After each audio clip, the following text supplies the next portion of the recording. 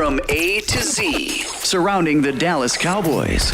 News, updates, rumors, transactions, takes, and more. So strap up, Cowboys Nation, and start your day off with A to Z Sports.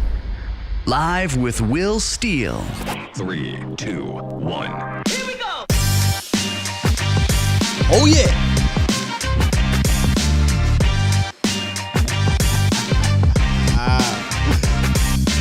Boy, I tell you. Stars start winning and people get real funny. Good morning, good people. Welcome to A to Z Sports Live, streaming live on YouTube, Facebook, Twitter, all A to Z Sports Dallas social media platforms. I am your host, Will Skywalker Steele. Let's go, baby. Let's go, Dallas Cowboys. 5-1 after a thrilling victory in overtime. Feels good. How y'all coffee taste this morning? Huh? How your coffee taste? How the air smell this morning when you wake up 5-1? Huh? Let me get my levels straight. Because I'm going to be talking some stuff today. We got some things to talk about today. Coming up, we'll recap that wild and crazy victory in Foxborough. And since it's Victory Monday, y'all know we're going to have a cookout. We only have a cookout when we celebrate wins. So who is coming to the grown folk table? We'll talk about that. Who is coming to the grown folk table? And, of course, in the first word, we got to get an update on Dak Prescott from himself, right? Because it was a bittersweet ending to what was an historic day nonetheless. But what's going on, Cowboys Nation? That's right, Sean. The Cowboys are different. These Cowboys are different. I know we continue to say it felt different or they are different. That game doesn't happen in years past. Okay? The Cowboys actually did a lot of historical things yesterday, but one of the historical things they did is something that the Cowboys never do. It always is on the other side of the ball. It's the first time in history a team had that bad of a third down completion, had that many yards in regards to penalties, had to come from behind and won. Your Cowboys are different, folks. From top to bottom. And you should enjoy that. What's going on, Cowboys Nation? Let's get some shout-outs in the chat. North of the Star, Ida, Mark Smith, Fresh Fade, I see you. The CFZ, and yes, the phone lines are definitely going to be popping today. I already know. We'll get to you guys for sure. James Rogley, BNZ Gaming, Chase Washington, Sean, Kevin, CFZ again, JT Prime, Verna on Facebook, Annie on Facebook, Stevie Mac, the Mod God. That's right. Hit that like button if you're coming in. If you have to dip out, that's cool. Hit that like button and come right back. Cash, what's going on, Cash? CJ, Zach, Shayna, Oscar on Facebook, Iceberg, Mike Harris, C. Burleson, My Lady, CT Maddenhead, and the many, many more that will be coming through. That's right. Share this thing today, guys. It's a Cowboys Victory Monday. It's a Cookout Victory Monday. If you want to start your Monday off with some energy, if you want to have a good time, you want to talk some Cowboys, if you got friends and family that want to talk some Cowboys in the morning, let them know where to go. Let them know to come to A to Z Sports and rock with Skywalker Steele in the morning. What's up, Tater? I know you up in here, man. My 4006. Eric, I see you. Michael, I see you on Facebook. Q Nicholson, Brian Bradford. Oh, we definitely lit. We definitely lit today, Fresh. We definitely, and you know, we press this button as a joke, but it's really not a joke because last night showed once again. How do you want it? How do you feel? How do you want it? How? Cool, bottle up. Ezekiel Elliott, bottle up Tony Pollard. They really didn't bottle him up. They made it tough. Cool, make it tough on Dak. Rain Dakota Dak Prescott, cool. It's still. How do you want it? How do you feel? You just can't, for 4 quarters, keep this offense down. You can't do it. What's going on, Paul? It says YouTube notifications treat me like the Zebras treated Connor Williams. Well, we're going to get to that one there. We'll get to that one there. I don't understand the YouTube notifications. It's all good. Just maybe not unsubscribe, but unclick the all notifications and click it back and see if that works. Whatever, though. Whatever. We're here. Let's get it popping. I know it's not Friday, but it's a feel-good Monday. It's definitely a feel-good Monday. And let's here's what we'll do. We'll get into the morning roundup so we can get people to continue to come on up in here. And then we'll recap this thing. And I'm going to get to you guys on the phone lines, I promise you. Because usually Victory Mondays are about you guys calling in. And we're talking about the game one-on-one, right? Right. So let's get into the morning roundup first. And then we'll continue with the show. Looking at my Gucci, it's about that time. It's time! It's time! It's time! It's time. It's time. It is time for. It's time for the morning roundup. Round 'em up, boys. Yes, indeed. The morning roundup brought to you by, presented by our friends over at Texas Family Fitness, a solution for your fitness goals, whether it be weight loss, to tone up, sports, or stress relief. The latter for me. I love going in to get some stress out. Our friends over at TFF have everything you need, from state-of-the-art equipment, group classes, experienced professional certified trainers. That's very important. So if you're looking to begin your fitness journey, do me a favor and head on over to any of the 9 locations in the DFW area, or visit TexasFamilyFitness.com. Stevie Mac, the Mod God, drop the link in the chat, so make sure you guys check that out over on YouTube. Let's get into it, ladies and gentlemen. All right, coming out the morning roundup, wanted to talk about Tyron Smith because I thought that just like Dak, he was a warrior as well. Tyron Smith exited the game yesterday. First of all, he came into the game with the neck situation, remember? Wasn't sure if he was going to play. They said he was going to play, but we had to see it, and he did, and he played pretty damn good. We'll get to the penalties. He played pretty damn good. Then someone got pushed up on his back, and it messed his ankle up. So he had to exit the game. Real quick, shout out to Ty Nsekhe, who came into the game, played well. Now, I went back late last night, couldn't sleep, rewatched the condensed version of the game just to kind of get some fresh ideas, watch certain players, and one of the players I watched was Ty. Let's give a round of applause for Ty Nsekhe. He came in, he did his job. Thank you, Ty. But he pushed through. Tyron Smith came back, the final possession of the game, where Dallas went down and tied the game. And he played well. Now, this is what he had to say on his ankle. He said, "I just needed to get it retaped and back on the field and help my teammates." On his neck, they asked him about his neck. And he said, I feel great right now, especially after the win. I do feel good. It's good news. It's good news from Tyron Smith. He'll get 2 weeks to recover and rest up. And next, in 2 weeks, will we finally have the Cowboys' full-fledged offensive line? Possible. Diggs did it again. Can you dig it, sucker? I mean, guys, the best in the business. I don't care what anyone has to say.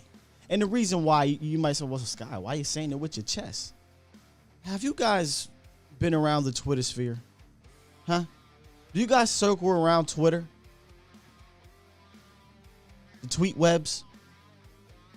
Let's go real quick and check on these Twitter streets. You know, there's people saying that Trayvon Diggs is overrated. People saying, oh, Trayvon Diggs with the pick 6. Oh, but the next play gives up 75-yard touchdown. First of all, DeMonte KZ, that was his responsibility. People are coming at this man. If they come at this man, show him this stat. Trayvon Diggs, 7 catches on the season, 142 yards, 2 touchdowns. Jalen Reagor, for you Eagles fans, 17 catches, 140 yards, and a touchdown. I just wanted to show y'all that. Because we're getting entirely too many people criticizing a man that has 7 interceptions in 6 games and 2 touchdowns. One more time. Can you dig it, sucker? It's ridiculous, man. It's ridiculous. And yes, CFZ says mother bleeping ball magnet. Absolutely. Now, can we talk real quick? And I promise y'all I'll get back to the final of the roundup. Can we talk real quick, y'all, about that interception, then 75-yard touchdown? Let's talk about the 75-yard touchdown. I want to be fair. I don't want to be Homer. I don't want to be caught in a moment guy. But to me, not a coach, not a player, not an NFL player, whatever. I play football, but whatever. To me, after what I saw, it looked like Diggs, they did it out and up on Diggs, but Diggs recovered very well. I thought he was still with the man. Bourne is not a speedster.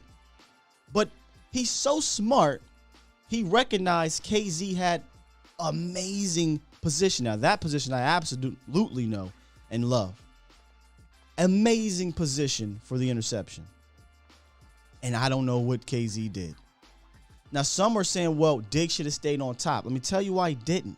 Had Diggs stayed over the top, KZ and Diggs would have did this.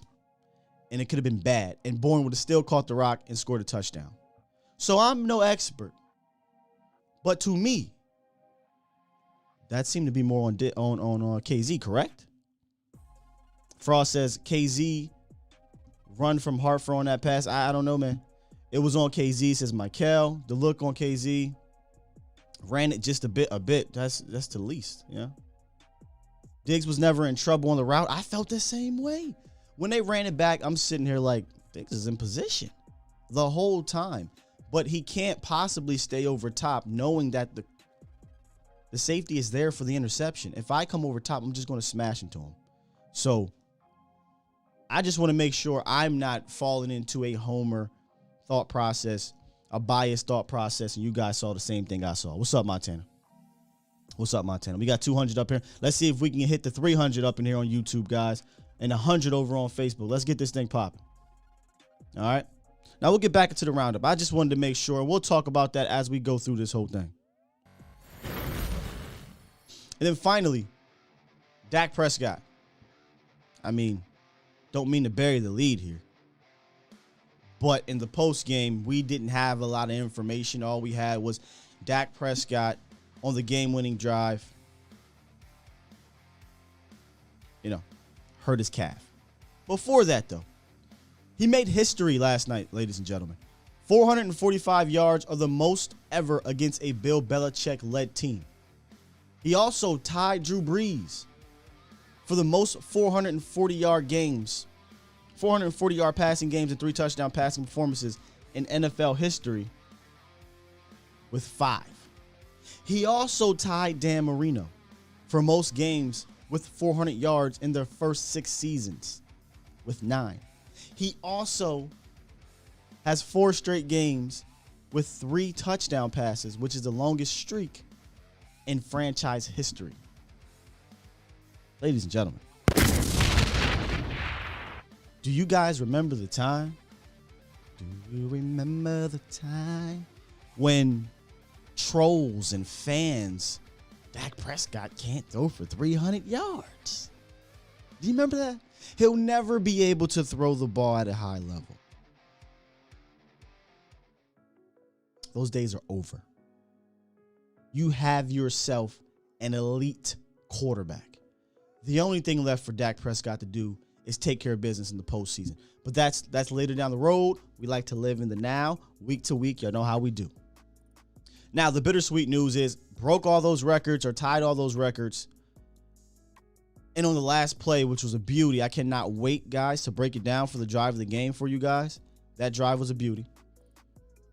He rolled out, threw off his back foot, dime to CD Lamb, walks the dog into the end zone, messes up his calf. But this is what he had to say. I'm fine. I promise you that I could have kept playing if I had to. Don't believe me? Listen to Dak Prescott himself on the first word. Yeah, I think today just showed our resiliency. Time and time again, defense making plays. Obviously, they came out their first 2 series and got some touchdowns, and for them to dig in, really step up and make plays, for the defense to get an interception return in a moment we need it, for the offense to bite itself in the butt all game long. My turnovers down in the red zone, I'm missing out on points, but just to have the chance to tie the game, to have a chance to go win the game, and just able to do that, I think it just speaks to the resiliency of this bunch and this team and the bond that we've created, and knowing that we're not going to give up and all we need is a chance. And I think that showed tonight. At the last throw, it just came down funny, and that's what it was. And as I said, someone will get checked out. I'll be fine. Can promise you that. Great timing going into the bye week, but as I said, y'all can have fun with it this week. Yeah, for sure. It was a little pain, but no, for sure I would have been able to keep going. Obviously, I think adrenaline would have been up and may not have even felt it at the time. But I think the time that you relax, it's like, oh, well, there it is.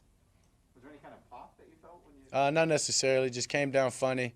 Didn't like what I felt. But as I said, if someone would check out, and I could have kept playing if I had to, and I'll be fine. That was Dak Prescott on today's first word. Honestly, that was the best quote, soundbite, whatever that come out of the game. The best. Because I was obviously concerned. If you guys go running back the post-game show amidst the celebration and feeling good, someone dropped it in the chat that Dak messed his ankle, and then I went and looked and it was his calf. And I remembered, you got Michael Gallup on IR right now. Last year you had Zach Martin, who missed a lot of time. But it sounds like it's not a severe situation. And Dak said, I could have kept playing. I'm good. And, man, that makes me feel great moving forward. Great moving forward. All right, here's what we're going to do. We're going to jump into the phone lines because they're starting to get some folks up in here. And as we roll through these phone lines, we'll obviously continue to break down the game from top to bottom.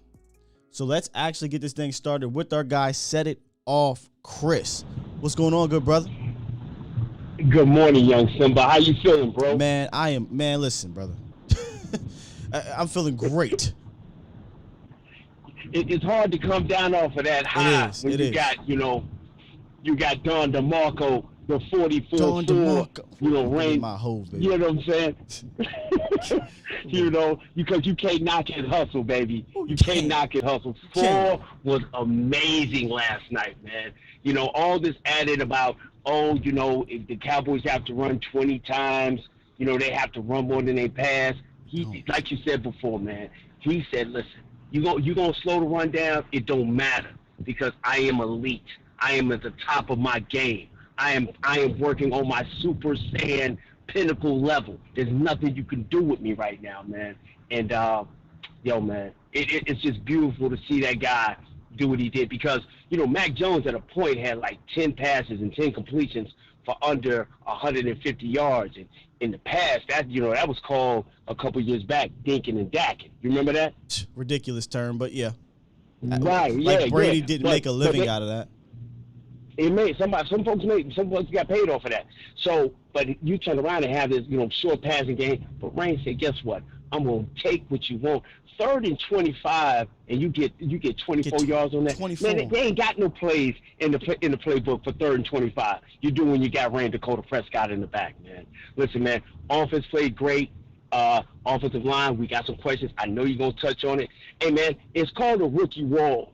And so for everybody who's looking at the defense saying, well, Micah didn't do this and Osa didn't do that, and Randy was elite. That is, we're going to get into that too, but that's why you have people coming back. That's why for everybody who's talking about get rid of Neville, get rid of Tristan, get rid of Dorrance Armstrong, that's why you got to have this thing in waves.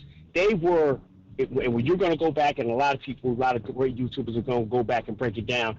That's why this second wave after bye is going to be amazing. Important. But man, I am not Debbie Downer. I do not want you to give it hard to the OG because he's going to call, and he is for our community. Did you hear me last night? He is golden. I heard you, bro. I heard you. Gosh, he is golden. And he is cherished. But what he said is absolutely true, because you don't win that game in any shape, form, or manner without 4 last night. That dude, he didn't flinch, man. After the 75-yard touchdown, he did not flinch. He came right back, drove you downfield, got you the field goal, and in OT, man, he just did what he do. Man, I'm going to listen to the show, man. Hey, man, good morning to the whole family, man. As always, still, man, you killing it, bro. Talk to y'all later, man. Appreciate you, dog.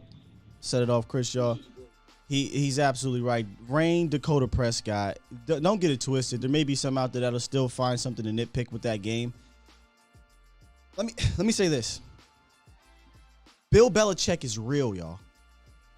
Right? Like, Bill Belichick is real. I know there's going to be people out there that be like, forget Bill or whatever. No. He dialed up, and it sounds crazy because you look at the yards. They almost had 600 yards. But I promise you, every single last one of those yards were earned. They don't got the Jimmies and Joes over there. They don't.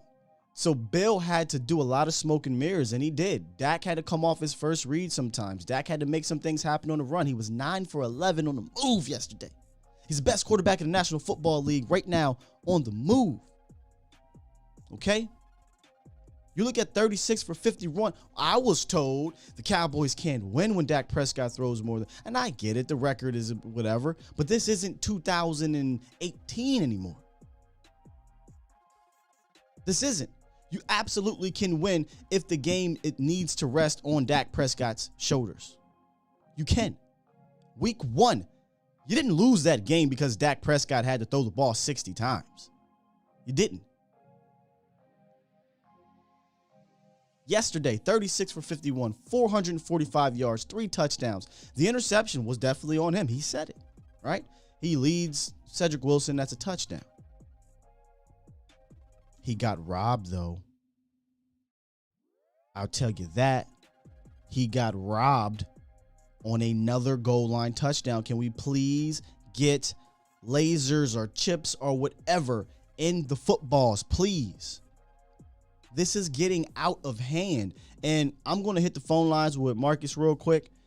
And I don't want to be this guy, so we're going to talk about it at the top of this show, y'all. So bear with me, because I have a bone to pick with the Zebras.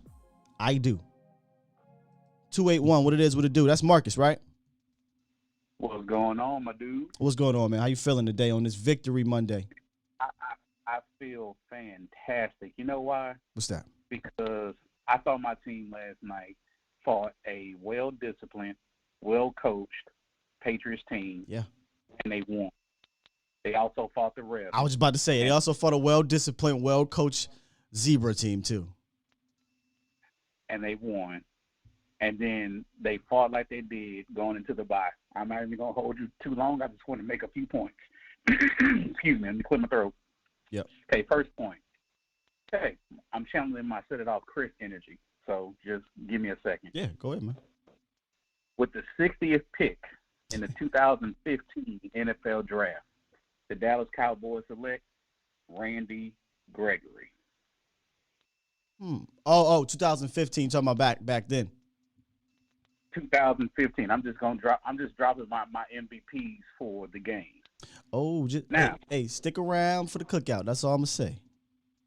Yes, sir. I'm giving you a little bit. I'm bringing a little bit of meat for you to smoke. Bringing you a smoke. With the 51st pick in the 2020 NFL Draft, Dallas Cowboys select Trayvon Diggs, a.k.a. the Grave Digger. Third, with the 17th pick in the 2020 draft, Dallas Cowboys select Fedarian C.D. Lamb. I call him C.D. Last but not least, with the 135th pick in the 2016 NFL Draft, the Dallas Cowboys select Rain Dakota Dak Prescott. The me tell you about this, man. I'm going to say this last thing, and I'm getting off of here because I appreciate what you do, and I want you to get to everybody on your phone line. I got a new song that you can add to your playlist. Instead of, in addition to How Do You Want It by the late, great Tupac Shakur, I want you to add You Can't Stop the Rain by Shaquille O'Neal. Ooh, You Can't Stop the Rain. I like that. That's all I got to say. I just want you to play that song, play that hook. Every time Dak does what he does, like he did last night, leading that masterful drive, despite everything going on, I want you to play that song. I got you. Because you got to put some respect on my boy Dak's name. They keep moving the goalposts. Keep moving They it, keep man. making it. And you know what?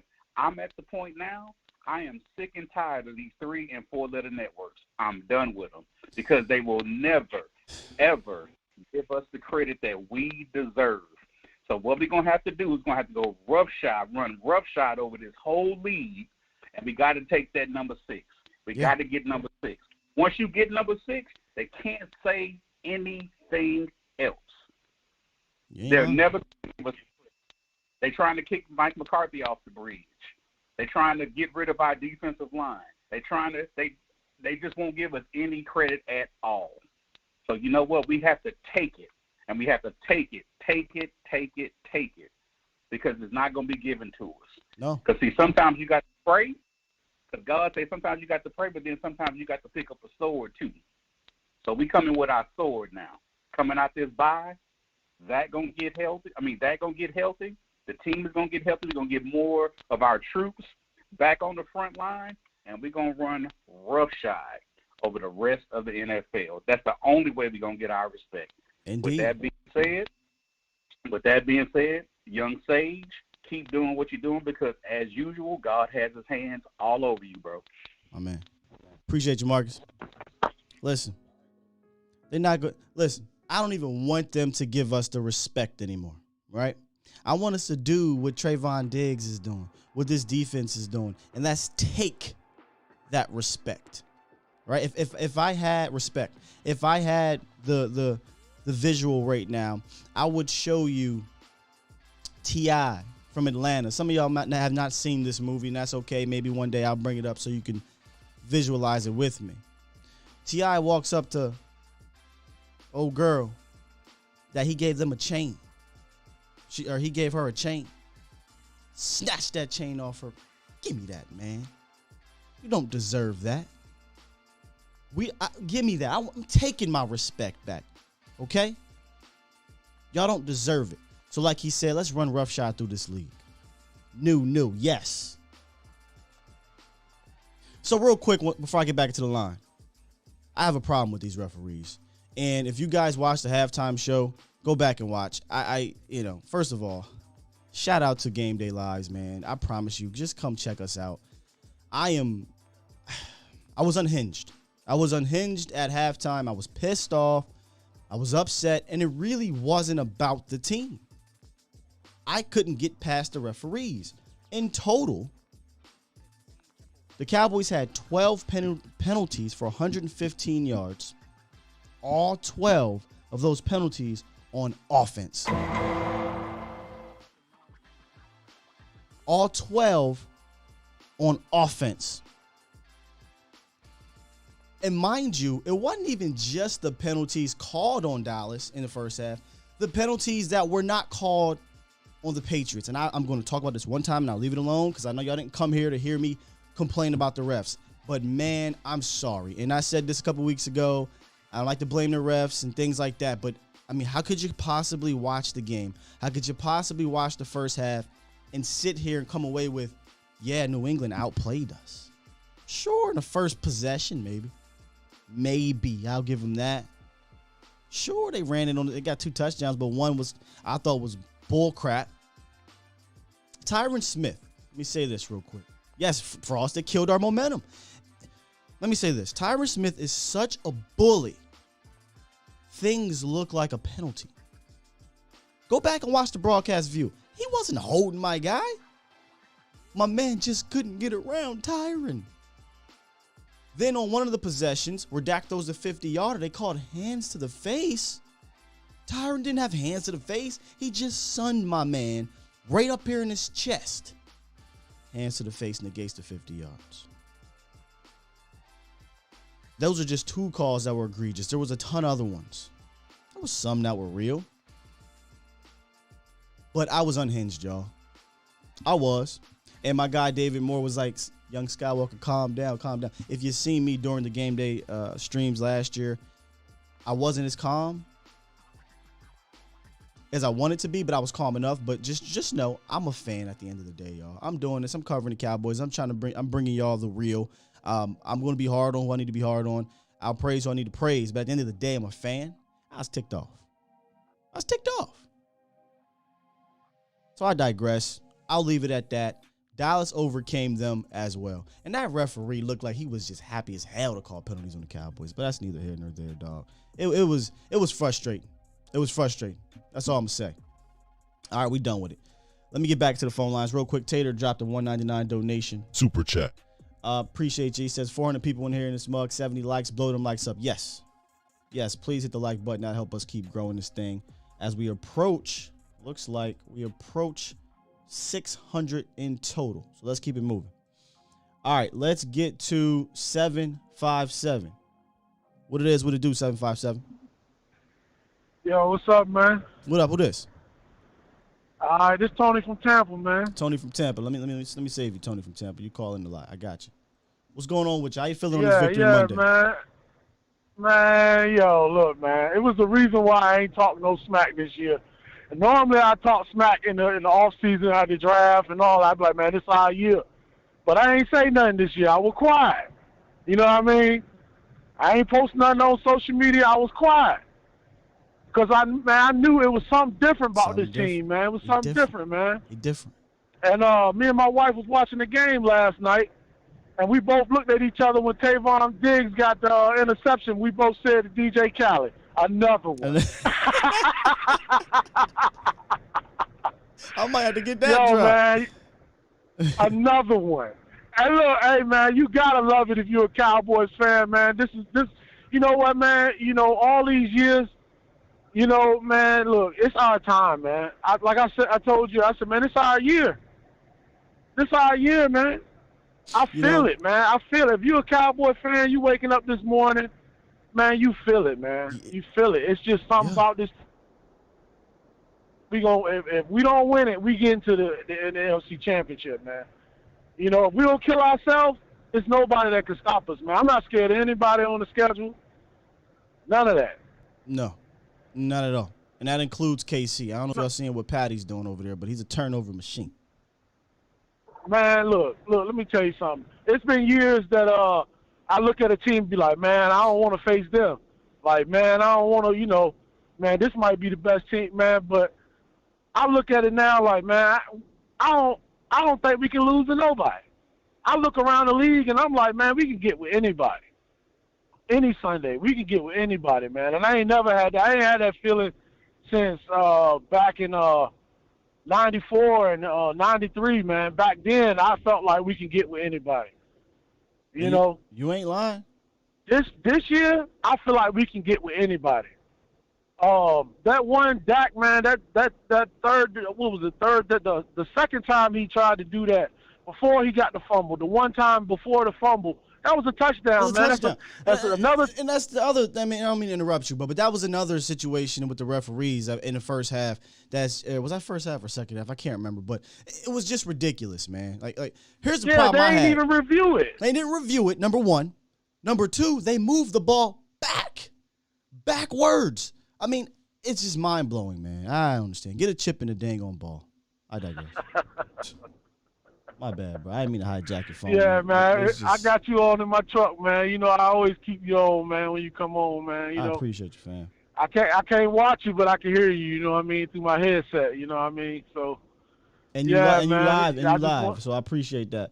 And let me just say this real quick, because we got a lot of truck drivers that listen, and I appreciate y'all 100. I do. If you can't catch it live, I don't want you guys to get in danger by watching, right? So run it back on the audio version if you can't catch it live. That's all I'm gonna say. Yeah, I do that, man. I do that.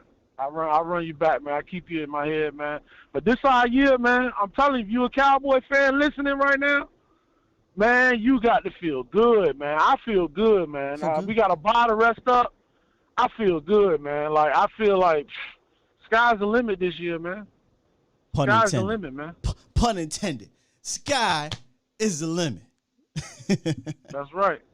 My man. Another one. I'm getting that drop, too. I got two things now. Another one, and You Can't Stop the Rain. I got to get those.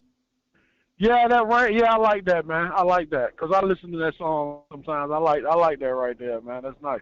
All right, appreciate you, Tone. Keep doing your thing, man. Drive safe, man. brother. Yup. Yeah, you know, the name of the game of the stream today is These Cowboys Are Different. And he's right.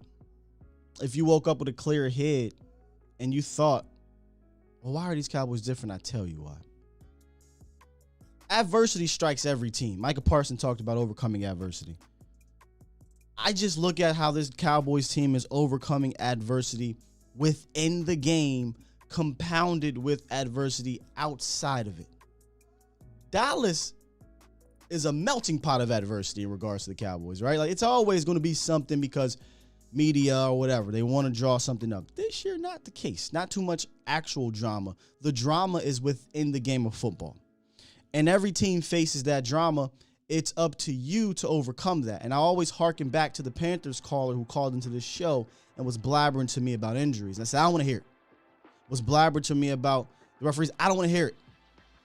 Overcome it. Because Dallas has had to do that forever, and they couldn't. Now Dallas is doing that within these games. 12 penalties, 115 yards, terrible no calls, getting hosed on touchdowns, injuries after injuries, COVID, sometimes questionable coaching decisions. They're overcoming these things to win. Not, hey, we got close. Hey, we're 3-3 going into the bye. The possibility. No, they're winning. You could argue they've outplayed every single opponent. And yes, I'm talking about Tampa. I don't know that I've ever, since covering this team intently, even before I was actually on YouTube and writing, I like to say I was covering the team by myself. I don't think I've ever said this 6 weeks in. They outplayed every single opponent. This team is different. They are different. Let's get 972 up in here. And then I got you, David. 972, what it is, what it do. Yo, good morning, Sky. How about them Cowboys, man? 5-1. Yes, sir. Do it, man. Hey, the play of Dak has been great. He's been looking outstanding. MVP in my book. And what is that? Where you come back from injury and stuff? Comeback player of the year. Sure. Yes, sir. You better line up those trophies for him. For sure. And not only that, Super Bowl MVP and a Super Bowl ring. Because, man, he's been waiting for this moment, Sky. And let me tell you something. If y'all don't think coaching matters in the NFL, look at this game with the Patriots. Granted, yes, Belichick is one of the greats, respect to him. But look at what he had and look how close the game was, you know? So if you don't think coaching matters, it matters. It does. But guess what? We got Kellen Moore and his adaptability. Hit that button right there, Sky. You want this one right here?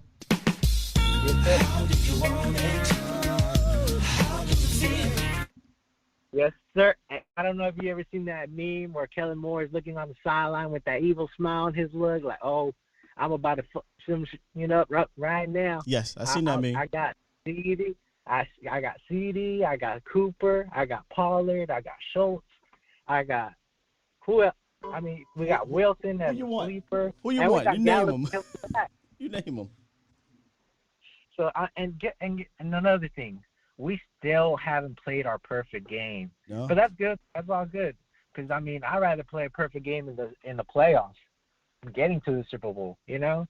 So we still gotta clean up our turnovers in the red zone majorly. You know, because I think we've been leaving points on the board just to keep them close. I ain't gonna lie. Think about what you just said here. Dallas Cowboys have scored over 35 points 4 straight games, and we're leaving points on the board. My goodness. My goodness. Exactly. So just keep that in mind. Yeah. And then management of downs has been of course, McCarthy has always scared the out of me. I ain't going to lie. But I don't mind going for 4th and 1. You can't stop us on 4th and 1. But just choose the place and time. Like, that first 4th and 1, I did not get. You had to punt the ball. It was 0-0. I'm going to be real. I'm going to be real with you, though. I didn't mind that. Ahead. I didn't mind that 4th and 1 there. I'm not going to lie to you. Maybe I came into this game a little bit arrogant. I'm a fan. I'm allowed to be. But hopefully they didn't get arrogant on that and think, you know what? If we don't get it, Mac Jones is trash, right? I hope they came in there like, well, if we don't get it, I believe my defense can hold them to a field goal at the very least. Problem was they didn't get it and they went down and scored a touchdown. I don't have a problem with it. I'm not gonna get on McCarthy for that one, y'all. Yeah, I can go 50-50. Like I see some fans, say we should have gotten it. I just go for I just want to go for momentum because momentum in football is major. So that's all. But I'll say this though, not going for that 4th and 1. And trusting your kicker that barely had back surgery. That is a different story. Yeah, I don't come on. I mean, if you're gonna go for 4th and 1, be aggressive throughout the whole game. That's all. Yeah, you're right. That one smelled real JG-ish. And and I'll leave you with this. I'll leave you a quote with one of my favorite. I don't know if you ever heard of Eric Thomas. He's one of my favorite. He's one of my favorite motivational speakers too, man. I utilize him every draft season for my hype videos. So let me speak to the audience. So there's a quote from him. Pain and failures it might last for a minute, for an hour, a day, even years, but eventually it will subside and something else will take its place. If I quit, however, it will last forever. We have our heartbreaks. We have our seasons where to forget about. We had our non-catch and the catch. But guess what? True fans will always support the Cowboys, and that's what it's about, Sky. And to have a season like this where you can feel it in the air, that championship contender mentality, teams are afraid of us.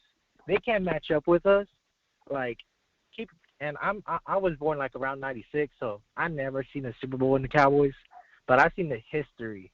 And to see it come to fruition, man, it's a dream come true, Sky. Let's keep it going. Thank you, brother. Man, that was a great quote by Eric Thomas from my guy. What great quote by Eric Thomas. I can feel it. I can feel it in the air. It smells different. Like my guy Alpha said, though, we're going to stay week to week, but this is a different thing now, right? We're week to week, but at the end of the day, we realize these goals are really last year, we knew the goal wasn't attainable. The way the team was built, the way the team was coached on one side of the ball, the feel. You didn't feel it. You didn't feel it. You feel different right now. You feel different. I'm going to get to Tater and then my guy Montana. But real quick, because I see in the chat, and I know usually Mondays we go all over the place, so bear with us. Bear with us. I saw here that LVE's name was brought up. Yes, LVE struggled. We'll watch the All-22 some more, and we'll see exactly how much he struggled. But he did struggle. Micah Parsons struggled in coverage again. This wasn't the best game for the linebackers per se. I will put half of that on the coaching. Not coaching for Dallas, but Josh McDaniels and Bill Belichick. They schemed up a very good game to attack the defense, to get those guys out of position. I don't think that LVE, we have a group chat with the round table, and my guy Okoye, who I'll have on this week, by the way, and we're going to start doing something with Okoye weekly. Y'all stay tuned for that. I don't think he was very good in his run fits. Micah looked frustrated. And my guy Mel talked about it yesterday. It was boo-boo. I thought that was harsh. I went back purposefully to watch Micah. It wasn't boo-boo, but he looked frustrated. There was 3 plays that I would dub bad plays. Obviously, the 30-yard catch or something. I don't know if it's 30 yards, but the big play catch on the receiver. There was one play where he just completely ran out of the play, and I'm not sure why. It was about 15, 20 yards back. That was strange. And then another pass play. But overall, I would give him about a C+ in that game. And I think he'll tell you he could play better. I do. I think he'll tell you that. But we're just being real. Just being real here. LVE wasn't good. And I was hoping that he would carry over that good game from the Giants. For a reason, our linebackers be balling against the Giants in regards to LVE and Jalen, and then they can't do the opposite. But remember, LVE and Jalen struggle with that misdirection stuff. And I feel like Josh McDaniels, he's a phenomenal coordinator. Not a good head coach, but he's a good coordinator. Jose, how do you feel? This is what he says to me. How do you feel about Diggs giving up multiple big plays almost every game? Chat, do we need to tell Jose to rewind a little bit? Because Diggs was not responsible for that touchdown, Jose. He was not. I mean, I don't even need to drop the audio. The replay shows you Diggs played it right. Now, did he undercut it with an arrogance of his safety? If anything, Diggs is responsible for is being too confident in DeMonte KZ. Being way too confident in DeMonte KZ, Jose. 7 interceptions, 6 games. You said he's giving up big plays. You know how many touchdowns he's giving up? 0. And I digress. Tater, what up, man? What's up, baby? Cowboys Monday. How you feeling this morning, Sky? I feel great. Everything tastes great. Feel great. That's right. It's your boy Tater, as you know. So listen, man. I was listening to the post-game show on the fan last night. Sure. And Brian Broaddus, you know, the wonderful, amazing scout Brian Broaddus. I'll get him on the show too, y'all. Thoroughly defending the poor play at center that we've had, and how there's no way that anybody on our team can step up and play better than that. And I just don't think it's true. I know there was a lot of zebra help yesterday. So hold on. Hey Tater, repeat that again. What did Brian Broaddus say? He was thoroughly defending that no one on this team could step up and play better than Biotish at center right now. Okay. He had a beautiful soliloquy about how it's a dance and how it's almost rhythmic, and it's all great. He's very good with his words. But I get yesterday we had some zebra help against our offensive line, and I don't think that a lot of those should have been calls. I mean, some of them were just blatantly terrible calls. And I just think that we're seeing a pattern of center not playing to the level that he needs to play. And regardless of whether we think anybody else on the team can step up and play better, if we don't see more, and I get we're. And Can I say this? Can I say this though, Tater? When I went back, I told you I briefly watched. So again, this is kind of like the first rewatch. Don't take everything 100% to heart here. But when I went back and rewatched, I also wanted to keep an eye on the interior as well. And I must say, I put a lot of pressure on Tyler Biotish to play well this week because of what was happening going into the bye week and possibly a switch. Sure. And I think Tyler Biotish played well. I think he answered the call. I personally, because of how Biotish played yesterday, I don't think you mess with it now. They may, but I have a feeling that they don't because he played good enough. Let's think about it. Dak didn't get sacked yesterday. Granted, for sure. Connor Williams, who everyone's going to get on for that hold, but I'm going to be real with you. That was an amazing hold. I never thought I would say this, but Connor Williams was engaged with one blocker, saw the other dude running free, and while he's engaged, grabs the other guy with his offhand, pulls him back because if he didn't, he was going to smash Dak, which could have turned into an interception, fumble, whatever, and you got the hold. You don't want it, but God dang it, that wasn't a bad hold. But nonetheless, he had a lot of penalties in that game. I think Connor Williams was worse than Tyler Biotish overall, nonetheless. So moving forward, my problem. Good game by Biotish. All right, so I think my main issue is that I think that the staff in general it just seems like there's not a chance for our good backup offensive linemen to get into I know Jeff was asking about this. I think it's a mental mistake, man. I think that he's good enough, and if you continue to see poor play from anybody on the line, I think that you have somebody you can fill in there that can fill a role that you're not even giving a chance. You're using him as a freaking fullback, which is great. I think it's a cool idea. But that guy's big, that guy's strong, and he plays good. He plays good offensive line. I just think not even considering him half the time is a poor decision. It's tough, man. You know what? I'm glad I don't have to make these decisions, right? Because you come out of these games and you look at the statistics and you look at how they played and you're like, well, we had 600 total yards. Our quarterback didn't get sacked. We're averaging over 160 yards rushing. You know what I'm saying? It's really hard to be like, they're playing so bad. I have to make a change. I'm hard. Sure. I'm hard on Biotish, right? And that's why I asked Biotish, because I'm getting crushed saying the word asked. Biotish to play better, and I thought he did, right? So it's tough, man. I'm glad I ain't making the decisions, but it's tough. I feel you, bro. Hey, I appreciate you as always. How about them Cowboys? Let's get it. Yes, sir. And while we're talking about offensive line, before I get to my guy, Montana, Paul says he's good enough and doggone people like him. We not moving Tyler, says Jennifer.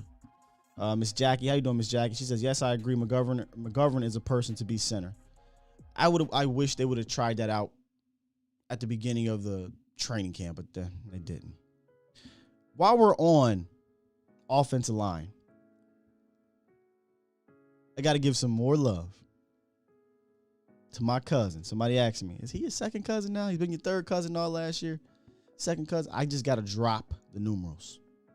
My cousin, Terrence Steele. Can we clap it up for Terrence? This may be his final game, barring injury, of the season. Hopefully, right? I'm going to let this play out because he deserves one. Clap it up for him, please, in the chat, man. Clap it up for him, please. Please, please, please clap it up for Terrence Steele, y'all. Terrence Steele, sir, I don't want to say that I apologize, but I'm proud. I am proud. Maybe more proud of Terrence Steele than any player on this team, including Dak Prescott. And Dak Prescott is right up there on the list. But I watched Terrence go up against Judon. He played well. Terrence Steele, I can't believe I'm saying this.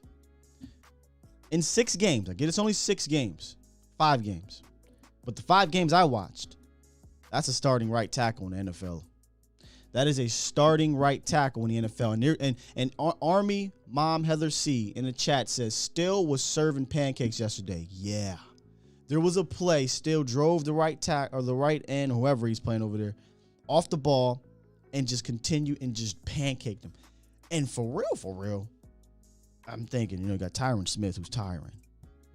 I'm not knocking the athleticism of Martin.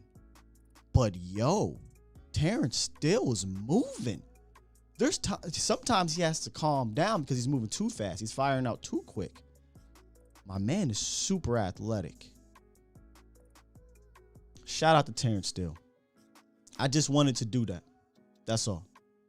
All right, let me get my guy Montana up in here. What's good brother? What's up with you, brother? I'm good, man. I'm good. Oh, man, how you feeling on this Monday? This Victory Monday.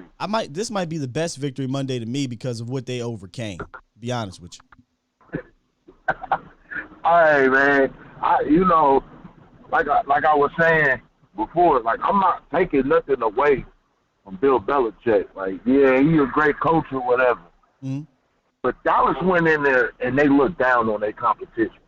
They played to their level of competition, which is, it could have cost them the game. They were undisciplined. They wasn't prepared, and they played, down to their competition. They don't play down to their competition. That is a blowout, Sky. Montana, I'm struggling with that, bro. I really am, because on one hand, I hear you, but on the other hand, I gotta say 2 things. One, sometimes, like we talked about it, coaching matters, right? Like coaching, what great coaching does is it elevates the competition, right? I'm gonna mute you real quick, but I still got you on my ear. It elevates the competition, and that's what Josh McDaniels, that's what Bill Belichick did. They elevated the competition, and then the second part is, boy, did the referees help them out in that first half. Yeah, the referees helped them out because the team, the players, the coaches, let the refs get their hands on the game. You go in there, you do your goddamn job. The refs don't have no option. They can't do nothing. But here's my rebuttal. But my rebuttal to that, Montana, is when they were doing their jobs, they were, unfairly being penalized, right? You get two or three first downs, and hold on, listen, 2 or 3 first downs on that first series. A first down was taken away where they would have been around the 40-yard line from a phantom holding call.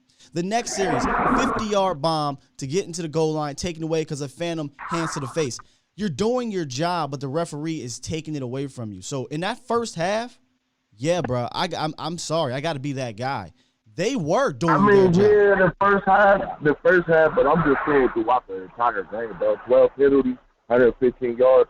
Stop, bro. That's being undisciplined. They knew they were going into that game playing the refs, Belichick, and the players. They knew what they were going in Foxborough to do. They knew these things.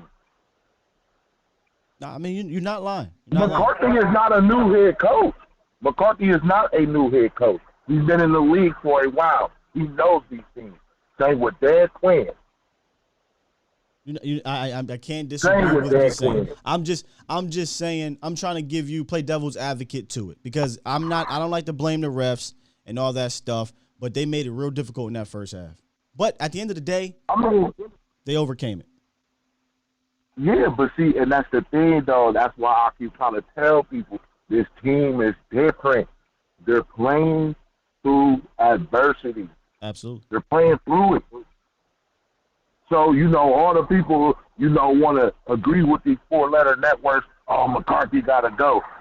You're not getting this type of dub from a Jason Garrett. No. You're not getting this type of dub from a Wade Phillips. No. Granted, Wade Phillips was a great defensive coordinator. I'm going to be real with you, Montana. As a head coach, I'm going to be real with you. I'm gonna be real with you, and I don't want to do this to 9 because there's some folks that are gonna kill me for this. I don't even know if you're doing this with 9, and when I say 9, I mean Tony Romo. No, you're not going to do that with. No, you're not going to do that with Tony Romo. I know you're gonna kill me for it, but I'm gonna just be real. I was told, and I can only listen a little bit, but I was told Tony was a little salty yesterday. Man, I was listening to Tony Romo, and I felt like he was upset like that. Yeah, I heard he was a little salty yesterday. Hey, he wanted the Patriots to win. It sounded like I was just shocked at Tony Romo. But when it came to the penalties, didn't nobody hear his voice change though. He was pissed about that. Like, Dallas, bro, what are y'all doing? This is a great team, and y'all fucking it up. Okay. I'm just trying to see. Get on the ball and go get this dub. You know what I'm saying? But, all I got to say is for everybody that's trying to fire McCarthy, bro, you're stupid. This is the best team that you didn't have in 20-something years. That shouldn't even be a discussion, Montana. It shouldn't even be a discussion. It shouldn't even be a discussion. McCarthy is doing a hell of a job, and I'm proud of that man. And I'm going to congratulate that man every week. Win, lose, or draw. Go Cowboys. Enjoy this Monday. My guy. Appreciate you, dog. Yeah. It could be a hot take. Maybe I'll turn that into an actual thing. But we all lived through the Romo days, right? Like, we loved Romo. You know what I'm saying? Kept us in games. Kept us afloat when the Cowboys teams were not good. I also seen Tony Romo do some things in that fourth quarter that had you pulling some hair out. Dak is 6 years in the league. I recall one time I could say, dang, he lost us that game. And it was the Washington game on the road where he fumbled the ball into the end zone and somebody picked it up and scored a touchdown. On the drive where he could have went down and scored. Other than that, ain't seen none. Ain't seen none. Damn sure don't know about another time where they had 12 penalties and had to fight against those guys. And Bill Belichick, he ain't beat Bill. I get it, Tom Brady, so I went. But nonetheless, I think when you got 4, things become a little different. Yes, Paul, I bring up Wally Pipp a lot. I bring him up a lot, and then maybe that's why, maybe we should call it you got Romo. Maybe that's why Tony's a bit salty. And my guy asked in the chat, why do we keep bringing up Jason Garrett? So at some point we will have to stop doing it, but let's be real. There is still some PTSJG within Cowboys Nation, if you're being real with yourselves, that you're getting out, right? Some people may 100% be clear of the PTSJG. Some people are still working through the PTSJG. You're probably like, Sky, what the hell is PTSJG? PTSJG, post-traumatic stress of Jason Garrett. It's real, y'all. It's real. All right, so couple donations here I got to get to. Super chat. My guy B. Bird said, your first cousin, Terrence Steele. Yeah, bro. Yeah, bro. He fitting to be walking to the cookout all year at this point. You go. Super chat. Appreciate you with the $5 donation. He says, what's up, Sky? We did play a good game. We finally outcoached a great coach. That's what we will see in the playoffs. I like it. Super chat. ND Loop. Thank you for donation. He says, this was the worst ref game I've seen since the Dez Green Bay catch, no catch, miss call. Great game, dumb boys. Yeah. Fortunately, there wasn't a terrible call at the end that robbed us. Fortunately. All right, let's hop back into the phone lines. 252, what it do? Hey, what's up, Sky? What's up? It's TP from NC again, man. TP from NC. What's going on, TP? Good to hear from you. Hey, it was a good game. It was a hard-fought game last night. We had to battle through some questionable coaching. I like McCarthy, but he's still learning about his team too. So you can't really get on him too much. And the referees, oh my God, It's just something about that style out here, man. The referees just don't it's like. Something about Foxborough. It's that or Jerry Jones. I said this in the pre, man, and during halftime, I said it's something about Foxborough that made me nervous. It really wasn't the players. Bill is the only thing that really makes you think, but man, it's something about playing in Foxborough, dog. But they got the dub. Man, I'm telling you. But like I said, we hanging in there. We doing what we have to do. I kind of got a little nervous the way the guy was running the ball straight up the middle. I was like, oh, my God, not again. We got to stop this run. Yeah. We got to stop this run. But, then I think about it. Maybe when Gallimore and Christian Hill get back, maybe that'll take care of all that.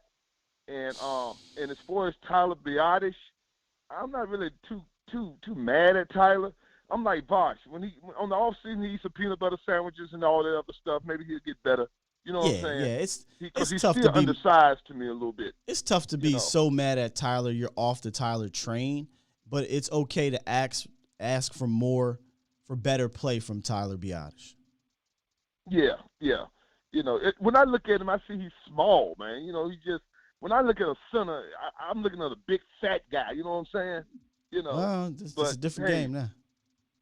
Yeah, it's a different game now. So. Like I said, maybe on the offseason he get a little bigger, a little bit more stronger, but he'll be okay. But I just want to see how the team respond to different things when we got a full staff. You know what I'm saying? And another thing, that intercept, that touchdown over Trayvon Diggs was not Trayvon's fault. KZ came down too far. He should have had his butt back. You know what I'm saying? But Trayvon, he took full responsibilities. Hey, he was my man. Hey, don't worry about it. I learned from it. That's what I love about this team. That's what I love about this team. Nobody's throwing anybody under the bus. Everybody's unselfish. You got Trayvon Diggs coming out saying, hey, that's my bad. And then you got KZ, if I'm not mistaken, came out and said, no, it was my guy. That's my guy. And you didn't see any You didn't see any problems on the sideline, yelling and screaming. They moved on from the next play, and that's something you do got to give this coaching staff credit for. They have instilled the ability for these guys to overcome this adversity and be play to play. Yep. And still, before I go, CeeDee Lamb, man, oh my God. You read my mind. Man, I'm telling you, hey, I hate to have this decision come up because Gallup, I love Gallup. I hope they make a way where he can stay. But, man, I'm telling you, man, CeeDee Lamb, man, you just can't feed him enough. You feel me? Dude's a beast. Hey, and I'm gonna let you go. Still. I'll let you. My man, TP from NC, appreciate you. CeeDee Lamb, a lot of people were worried about CeeDee. I don't know why. 9 receptions, 149 yards, 2 tutties on 11 targets, and I mean clutch catches. It comes back down to this. How do you want it? How do you feel? How you want it? It's not possible. It's just not possible to contain all these weapons. Amari Cooper, CeeDee Lamb, Dalton Schultz, Zeke, TP, Dak, Blake. I love Blake Jarwin's stat line. 1 reception, 1 yard, 1 yard average, 1 touchdown, long of 1. I love it. I love that stat line. It's just too many guys. It's just too many guys. And then, oh, my bad, Joe. Hold on. Y'all can't hear that, but I can hear that. But it's too many guys. And when you have an elite quarterback running it, and then your offensive play caller, and that quarterback is on the same page, oh, man. It becomes tough. All right, look, I want to get into the cookout real quick. We're not ending the show or anything like that, but I want to get into the cookout prior to getting back to the phone lines, because once we get into the phone lines and I close them, we're going to run it all the way through. So it is that time. For those who don't know, if this is your first time here, first of all, welcome. Welcome to the show. You can call in 351-999-3787. This is A to Z Sports Live. I am your host, Will Skywalker Still. You can follow me on Twitter at Skywalker Still. We do a special thing here on this channel, on my show, called Victory Cookout. Only do it after you win. That's it. And for those that come around, they know about the cookout. And at the cookout, we invite players. There's certain players that are invited, but then there's the big mama table, the grown folk table. I always nominate 3 guys to be at that table, and I got my 3. And we're going to ask you about your 3. So it's that time, y'all. All right, let's get into it. My grown folk table candidates this week. Obviously, number 1, Dak Prescott, right? Dak Prescott was phenomenal. 440 yards, 3 tutties, two clutch drives. 3rd and 20, 3rd and 25. Your MVP candidate, Dak Prescott, quarterback, delivers a strike to CeeDee Lamb to put the Cowboys in position to tie the game. Pick 6 happens. Next play, 75-yard touchdown. Dak doesn't waver. Comes down and does that. Dak Prescott headed the table 2nd consecutive week at the cookout. My man Will Anthony said he's bringing mac and cheese. CEO said, I'm bringing myself. I like this one. Jacob says Gregory, Dak, and Gifford. I like that. Laurel said he's bringing lamb chops. I like that. And I feel bad for not putting lamb up here. I really do. So y'all need to put lamb up here for me. I know. Robbie said no CD. I know. But here's why I didn't. Trayvon Diggs did it again.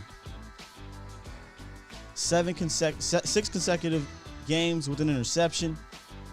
7 interceptions total. A very clutch pick 6. Really hard to leave him off the table, right? Really hard. Maybe I should have added a 4th one. But I had to put one Randy Gregory up there for the first time this year at the cookout grown folk table. I've neglected Randy far too long.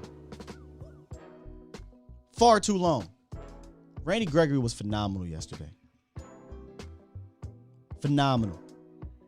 He now has 4 sacks on the year, his second 2-sack game, 3 tackles in total, a tackle for loss, 2 quarterback hits.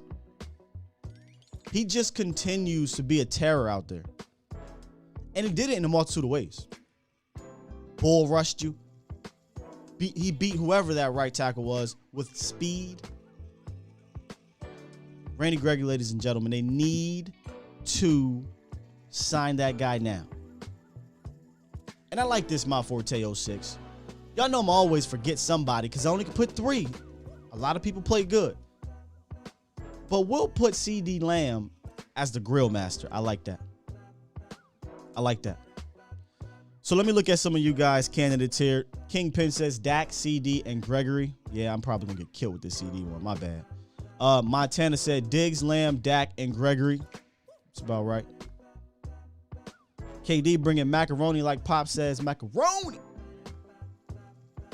I know, Will. I didn't throw in CD. My bad, y'all. My bad. Super chats from B Bird says, is Jalen Smith back from the beer run yet? Man, we locked Jalen Smith out. Remember, he got that to-go plate. He got that to-go plate. We still at the cookout. Loopy says, I was very impressed with how well the Pats kept up with us. Running bracket cover 1 the whole game. Think anyone else would try single high safety versus man and man versus us. Let me say this, Loopy. I watched the defensive game plan that Bill Belichick drew up against Tom Brady, and I was impressed. And I remember in the post-game or pre-game, I said I wasn't quite sure if this was just Bill being great or if this was Bill knowing Tom Brady better than anyone. Well, I must say it was Bill being great. He made it difficult on that. He made it difficult. All right, that's the cookout. That's what we do every Monday or Friday if it's a Thursday game or Tuesday if it's a Monday game. We bring the cookout to you guys and celebrate because cookouts are usually for celebrating. And this is one to celebrate for 35-29 victory in OT. Now, let's hop back in to the phone lines. 325, what it do? Hey, can you hear me? Yep, I got you. Awesome. Okay. Well, all right. Let's talk football, man. Okay. So we're gonna take away. I got 2 things I'm really worried about with the Cowboys. Sure. The yards we give up. I mean, on third down, it seems like we can't stop people half the time, and the other teams run the ball so effortless through us. Okay. It seems at times. And Connor Williams. I swear that dude is getting holding calls every other game, and it's bringing us back every time. Yeah, he's not having a good year in regards to these penalties at all. I mean, literally, like every other game, like there's always a hold on him. I mean, it brings us back when we 20-yard play, it comes back. I think that's killing us. It is. Let's talk about your third down defense because they didn't even get into a damn third down. It felt like till the third quarter.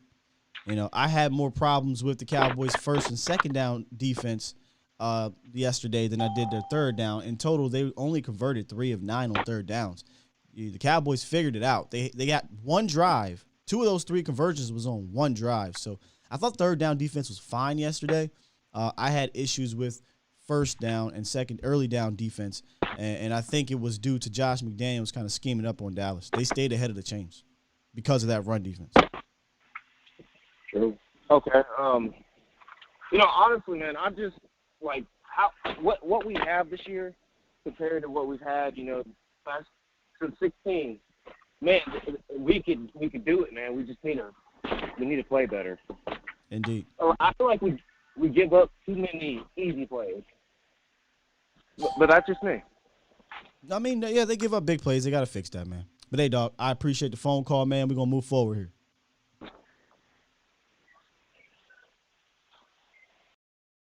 All right, let's get to phone lines or jumping.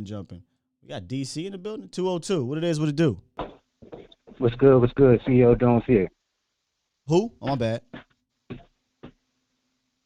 CEO Jones, happy enjoying the show, fam. What's Just going wanted on, your man? insight on a couple of things as far as the game was going. And I noticed that you didn't put Wilson in the cookout, and I just thought that Wilson was a key part of the victory. He was. And he's making Gallup look expendable. Yeah, Wilson definitely is invited to the cookout, right? He goes on a walk. You know that walk, you go with your cousins, right? Y'all know what I'm talking about. You come back, you That's go to right. the store, you smell a little funny. You got a little munchies, everything is funny around you. He going on a walk. He's always invited to the walk. Cedric Wilson showed up very bigly, very big at the end of that game. And honestly, it was good to see because he had that drop pass in the end zone, and Dak didn't waver at all. He said, man, I'm not worried about that. That play is put behind us and went back to him in the clutch. 4th and 4. Clutch. The And throws, the I pass. believe it's no OT without that catch. So No, game's over. Big up to Wilson. I have a question, and I know a lot of people don't like to talk about it, but Tyron Smith, is he on his left leg or what? That was a conversation in the offseason. A lot of people felt that way. I am one of those guys that want to ride the Tyron Smith left tackle train until the wheels fall off, but the wheels are obviously wobbly, right? They're obviously wobbly. Yeah, I thought that maybe we could get Tyron for another 3 years, 4 years, but because he said he got the neck fixed, but I don't know now. No, I don't know. We may be seeing. He seems like he's lumbering on some plays and still actually popped out on a few plays.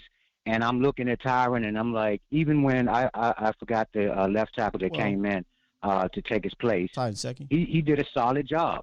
He did a solid job. Wait a minute. Are you talking about Tyron's injuries or his play?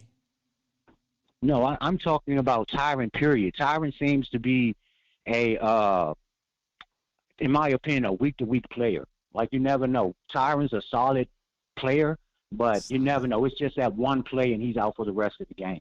He's kind of like a Cooper, but not fighting through the injury-type Cooper. Well, let me tell you this. Let me tell you this about Tyron this year. So maybe this will make you feel good. Tyron Smith is playing as one of, if not the best left tackles in the game right now. Even yesterday. You know, you said he was lumbering, but he might have been lumbering, but he shut down those guys over there, in my opinion. Yeah, a 50% Tyron is I would say half the league. Tyron, 50% of him. Yeah, Tyron is amazing this year. The problem with Tyron isn't the play, right? It's the injury. You don't know, and like you said, now since we know about the neck, it does become week to week. We got to look out for Tyron Smith. Prior to the neck, I felt pretty good, right? Because there wasn't no injuries, but now we got to think about it. Right. So any update on Dak injury? Dak said he's fine. I haven't been on the Twitter sphere yet. I messaged one of my folks, but Twitter will usually tell you about Dak. Right. But right now, from what I'm hearing, from what Dak said, he seems to be fine. So we'll keep you posted though. No, please do. Enjoy the show. Thank you, fam, for the content, and happy Cowboys Day on Victory Monday. Victory Monday, baby. Have a great day. My guy, appreciate you. Let's get 205 in here. 205, you are live. What's up? Good morning, Skywalker. What's happening, baby? Uncle Charles, man. Is this Uncle Charles? First of all, let me come with my guy, Uncle Charles, back in the building. What's going on, What's going on, man? Man, everything is good, man. I want to say, brother, I am proud of you. The Cowboy Nation is proud of you. We thank you for your outlook on the game itself, the Cowboy news you've been giving out to the Cowboy Nation. We thank you. We honor you, brother. And I want to just say, man, I want to see you appreciate you from the OG to a young OG. Thank you, sir. And I want to just get that clear, bro. Thank you, sir. You my guy. Let me just say this, man. And you know, when I come on, it's not just a call, it's an event. And it just is. I can't help myself. I just can't, because that's who I am. That's all Let me just say this. Yes, sir. And let me just say this. And I want to put this in a nice manner. Coach McCarthy, I'm proud of the win yesterday, because the only thing that carried us through is not the coach. It was the talent itself. Coach McCarthy was out there at Green Bay, and he won a Super Bowl with Aaron Rodgers. Why? Because Aaron Rodgers was a Hall of Famer, and he had the talent around him. The next year came, Aaron Rodgers didn't have that talent. And Mike McCarthy continued to coach the same way. When you are coaching the NFL, each year you must evolve. You can't stay the same as you was last year. You have to evolve into another kind of coach. Mm-hmm. You have to evolve into the movement of the game, the movement of plays, the movement of defense. You have to evolve yourself. So let's just look at it. Mike McCarthy was fired for one reason, because he never evolved as a coach. He never evolved as a coach. And then when it got bad, because the next year, Aaron Rodgers didn't have that talent around him. And Mike continued to make those bad coaching decisions. And what did Aaron Rodgers say? Either he go or I go, a.k.a. Dallas Cowboys. Let me say this. Dallas got a good team. And I want to tell the Cowboy Nation this. Maybe they might not agree, but I still love them. I still love you. I still love you. Let me just say this. The Cowboys got a Super Bowl team right now. But you know the only thing going to keep us from going to the Super Bowl and winning it is Coach McCarthy. The one of the games we don't have, well, we had 59 seconds on the clock right before halftime, and let the clock run out. Score! Try to score! You put many points on the board as you can. This is a bad coach decision. I've seen 3 bad coach decisions yesterday that could have cost us the game. But you know what overwhelmed that? The talent of the team. Here it is, you're on your 4th, and you got a 4th and 1 on your side of the field. You already know where you at. You already know the referees is playing with New England. You're not going to just put the referees on the roster with the New England Patriots because they play well. They play well. And all of a sudden, you go for a 4th and 1 and you don't get it. Kick the ball off, play field position until your offense get going. All right? That was one mistake I thought he made. Big mistake. Then we get down there and we try to score on we stopped on the goal line. Then all of a sudden, you got, we didn't make it on first. And clearly, Dak Prescott scored on that 3rd down play. I saw it. The little children saw it. The people at the old folks saw it. And the old folks saw it. They saw it too.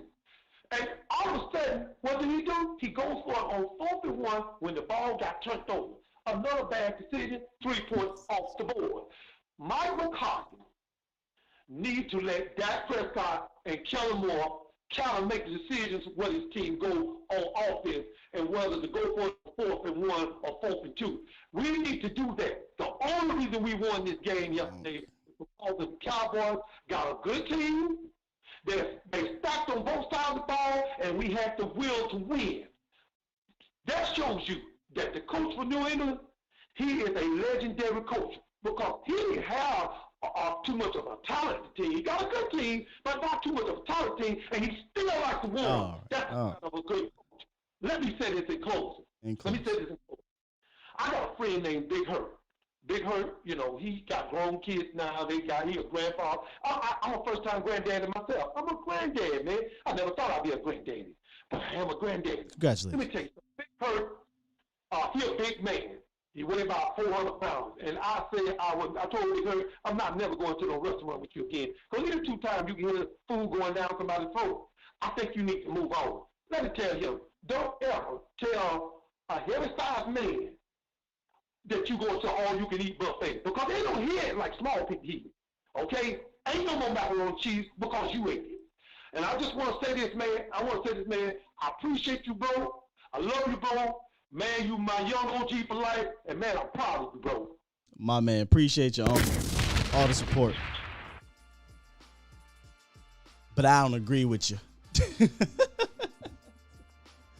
Oh, listen, man. Listen, guys. I don't know what we doing here, man. Why y'all want to throw McCarthy off the bridge, dude? Like, what are we doing? We're 5-1. The team has had a plethora of injuries. And I'm not trying to be McCarthy stan because if you watch this show, you know, what did I say the first few weeks? You know, loving OC, loving the DC. I need McCarthy to kind of, you know, step it up. How can I put this? Because there obviously was coaching decisions. The 4th and the goal line, that has nothing to do with McCarthy.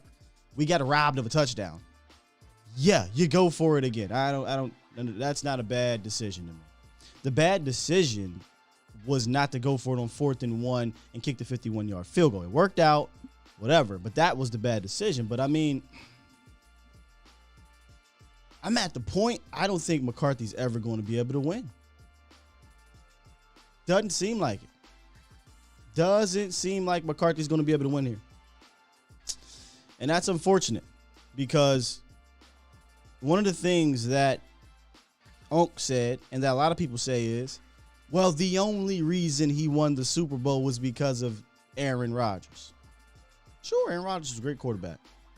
Wasn't he Aaron Rodgers now? He was not that Aaron Rodgers, but nonetheless a great quarterback.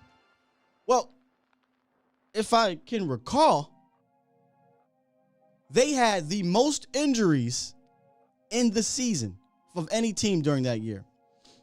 If I can recall, Mike McCarthy has an elite quarterback this year. So let me put 2 and 2 together. Mike McCarthy, elite quarterback, won the Super Bowl, 2010. Mike McCarthy, elite quarterback, what next? I think we're going way too far left here because look around the league. Coaching decisions happen every single game by every team that you can complain about.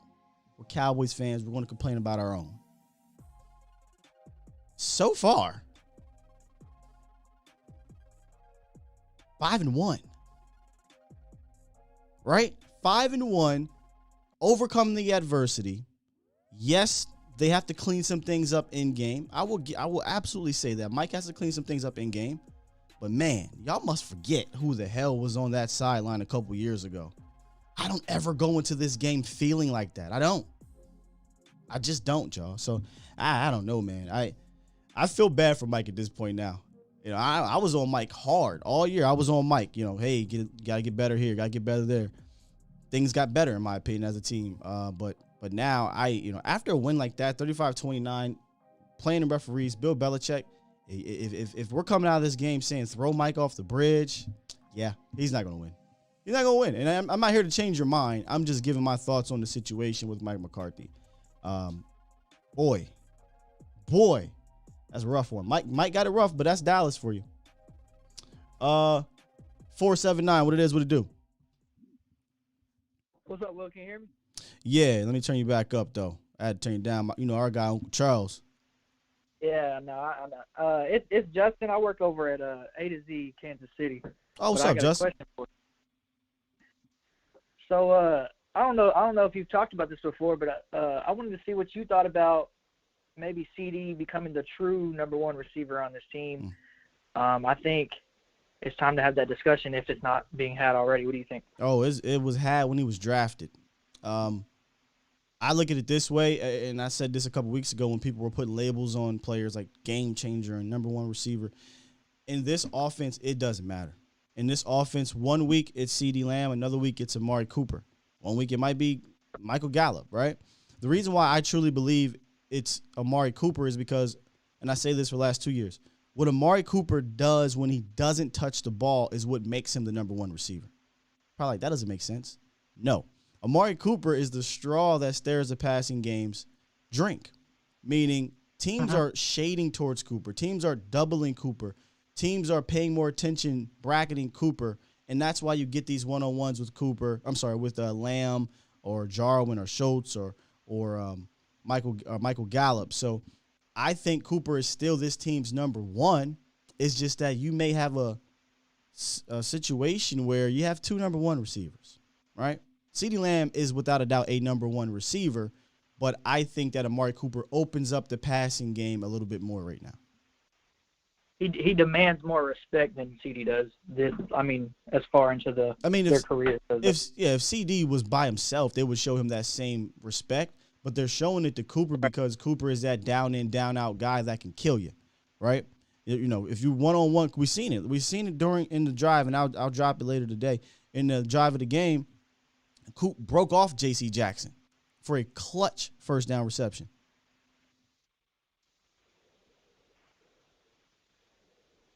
You still there? Right. Yeah, no, I completely agree. Yeah, so it's nitpicking a bit, man. I think Lamb is without a doubt a number one receiver, but I think Coop is the number one in this offense. Right. All right. Appreciate it. Have a good day, man. You too, brother. Let's get our guy B Bird. What's up, what's B up, Bird? Scott? What's going on, good brother? Nothing much, man. I'm doing good, man. Good win, man. I thought it was going to be, a bigger difference, a bigger point differential. But then looking back at it, it's Bill Belichick. And then, Rudy T said something a long time ago. He said, never underestimate the heart of a champion, man. And those guys got championship heart over there in New England. They got, they still have those championships in their blood around that place, and they're going to fight with everything they got. So it's a good victory. They still have a championship program. Absolutely, man. But one thing I was going to say, just listening to the conversation, I was going to say the difference between Romo and Dak is, Dak got that position largely because he was just a better leader at that point in time. He wasn't a better passer when he came in, but the guys took to him. And I'm a Romo fan, but I guess it's not a good look going on vacation with the owner and GM and all that coaching stuff, and it almost separates you from the players. And I think Dak was just one of the guys back then, and now he's the passer that Tony Romo is, and he's a better leader. So I think right now, I think he's a better player overall, especially for our team, and he's coming up better in clutch moments than Tony has. Listen, I don't think Tony wins that game for us yesterday. Speak on it. I don't think Tony. Yeah, I don't think he wins that game for us yesterday, man. This guy has ice. And I want to say one thing too, man. I want to be upfront and just say I was not a big Dak fan the first few years. I think 18 is the year I turned, and I want to tell people, and I tell people all the time, have an opinion, but don't let that opinion have you. Right. So with more information, man, you can change your opinion on things. So I am solidly in the Dak camp right now, and I see him being a person that's going to win us a championship.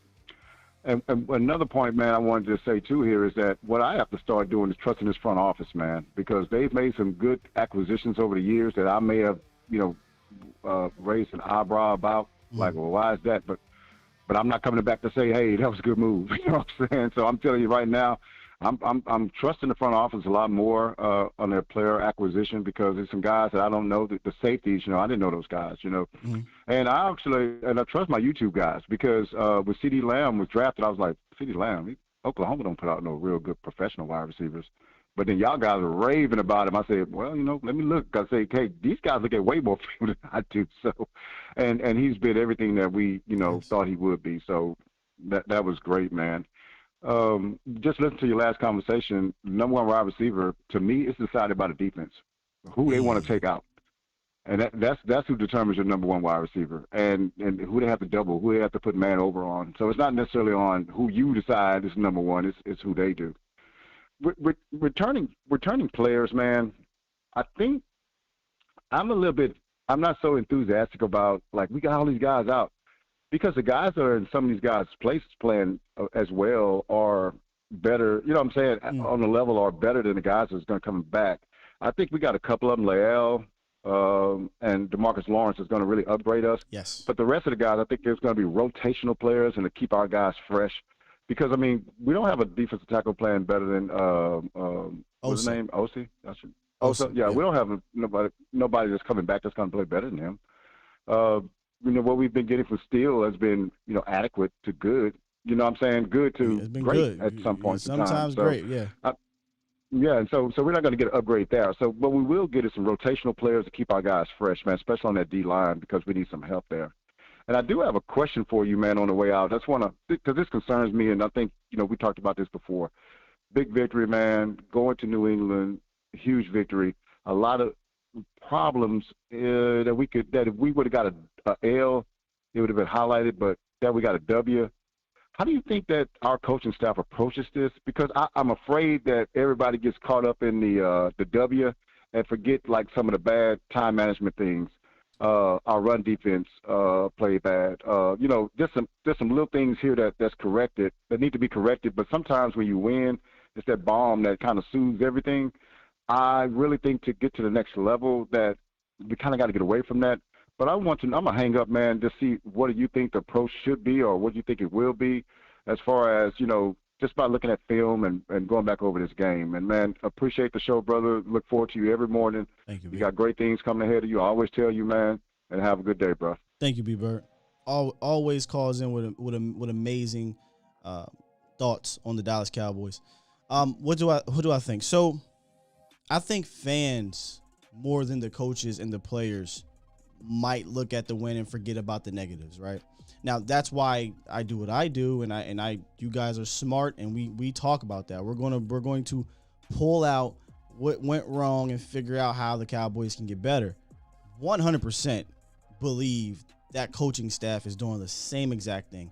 Listen to Dan Quinn after every game. He talks about the things that they have to be better at, and he said it a few weeks ago. That's the fun part, right? When you're winning and you can go back and you can correct those things or find those things that you have to correct within winning is the fun part. So I don't think that the Cowboys players or the team, the coaching staff, will get a big head, because at the end of the day, we're going to relish in this win for 24 to 48 hours.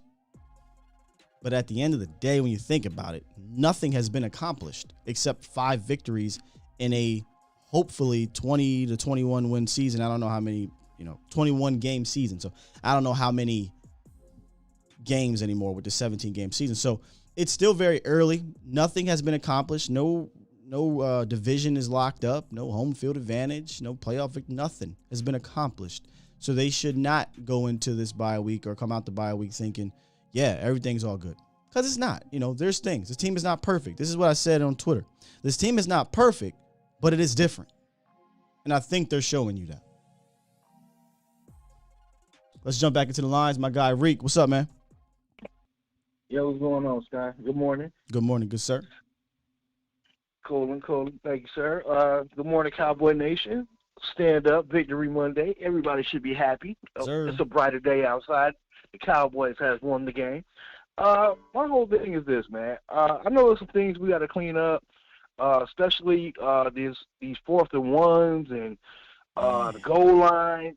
We got to clean that up, man, because we're gonna come into that later in the year, especially during when it starts getting colder outside. You know what I mean? And we're gonna have to run the ball. My whole thing is I'm loving what Kellen Moore is doing. He's adjusting to certain stuff that's going on that he's seeing. I respect that, but at the same time, we got to come up with some packages when we close to that goal line, or we need a 4th and 2 or a 4th and a long 1 to go get that yard and not get cute with it. You know what I mean? All them pitches and all that stuff, that's being too cute. I didn't like the 2-point play. I didn't like the 2-point play, but I come out of it today. I come out of the game, and I think back again, and I know I'm not trying to cap for Kellen, but I look at, now this wasn't on the goal line, so you're talking about the goal line. I look at on the goal line, they got a touchdown to Jarwin. They got a touchdown to CD. They got a touchdown to Dak, but they bullcrapped us and took it away.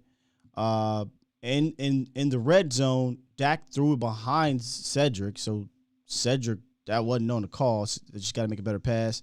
The other red zone was Cedric dropping the rock. So I'm still not coming out of the game mad at Kellen per se.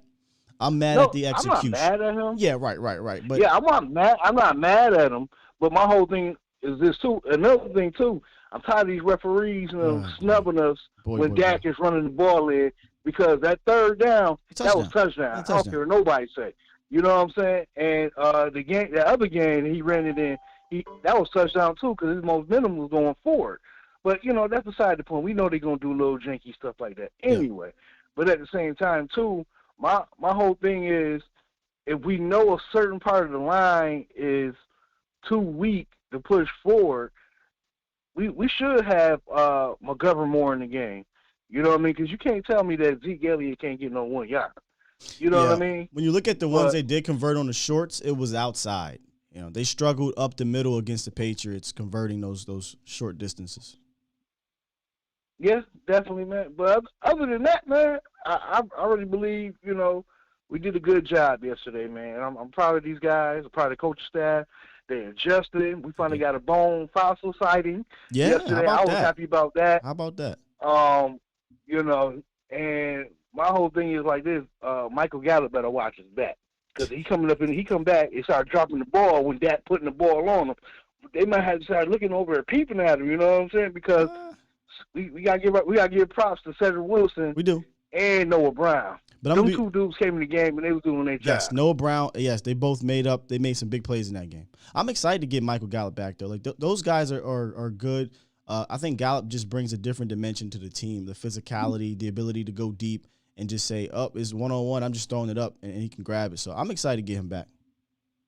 Yeah, I'm happy too, man. But one more thing.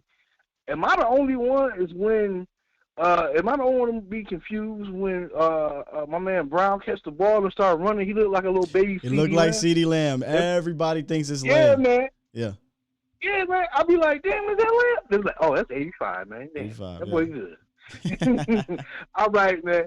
I holler at y'all, man. Hey, man, let's get them likes on Cowboy Nation. Yes, sir. Other than that, let's go. Oh, man. Appreciate you, Rick. Yeah, it's funny because Nick actually brought that up during the game. He's a Patriots fan. He's like, was that Lamb? I'm like, nah, this happens every week. The 80s and the dreads, it happens every week. All right, here's what we're going to do. As I take this next caller, 954 out of Hollywood, Florida, I'm going to take this next caller, and then I'm going to lock the lines up. So get in where you can fit in. And before I do that, let me read some of these super chats I did not get to. Mr. Jab for the $4.99 donation. He says, thank you, sir. He says, I appreciate your greatness, guys. Said Wilson made the play of the game on that fourth down. Super chat. Indeed. Thank you, sir. Painted Canvas, $5 donation, says, love what you do, Sky. Here's a math problem for you. What's 7 plus 4? A dub. Super chat. I like it.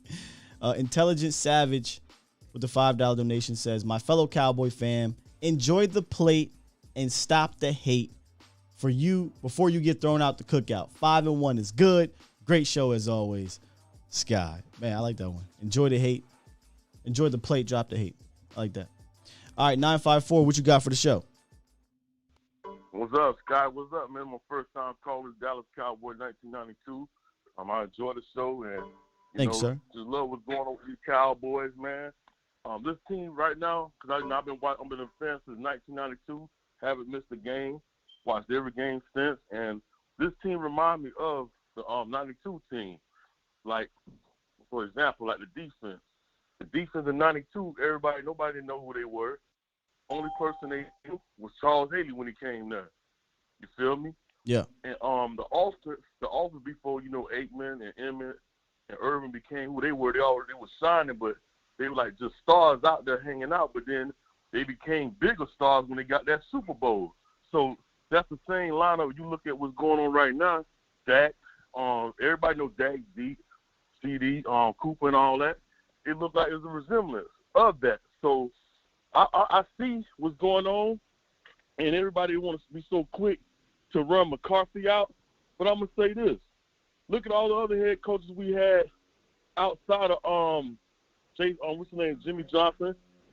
And I think it was only one that was successful that won the last Super Bowl for us, But everybody else we had, like Garrett, all that time, Wade Phillips, and all that. Chan Gailey, Dave Campbell. We can go down the line.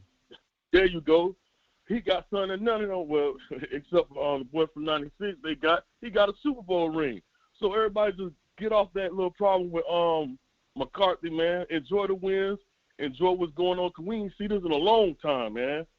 I mean, I'm not a big McCarthy fan, but I like what he bringing to the table compared to all them other guys that was there. He's not a bad coach. I think the national media is driving that too with the Acho guy. This is a Super Bowl team, but your head coach is I don't know what he says, but listen, man, McCarthy won the Super Bowl when he had to use 77 players due to like 17 guys being on IR. An offense who, yes, they had Aaron Rodgers, but that offense wasn't some juggernaut of an offense. They had a good defense that year. That's right. But I mean, he's a Super Bowl winning head coach, and I don't think it was one of these, I lucked into a Super Bowl. I thought it was, I don't know, man. I don't know. It's okay to criticize him, but there's people literally saying they want to throw him off the bridge right now. That's a bit rough.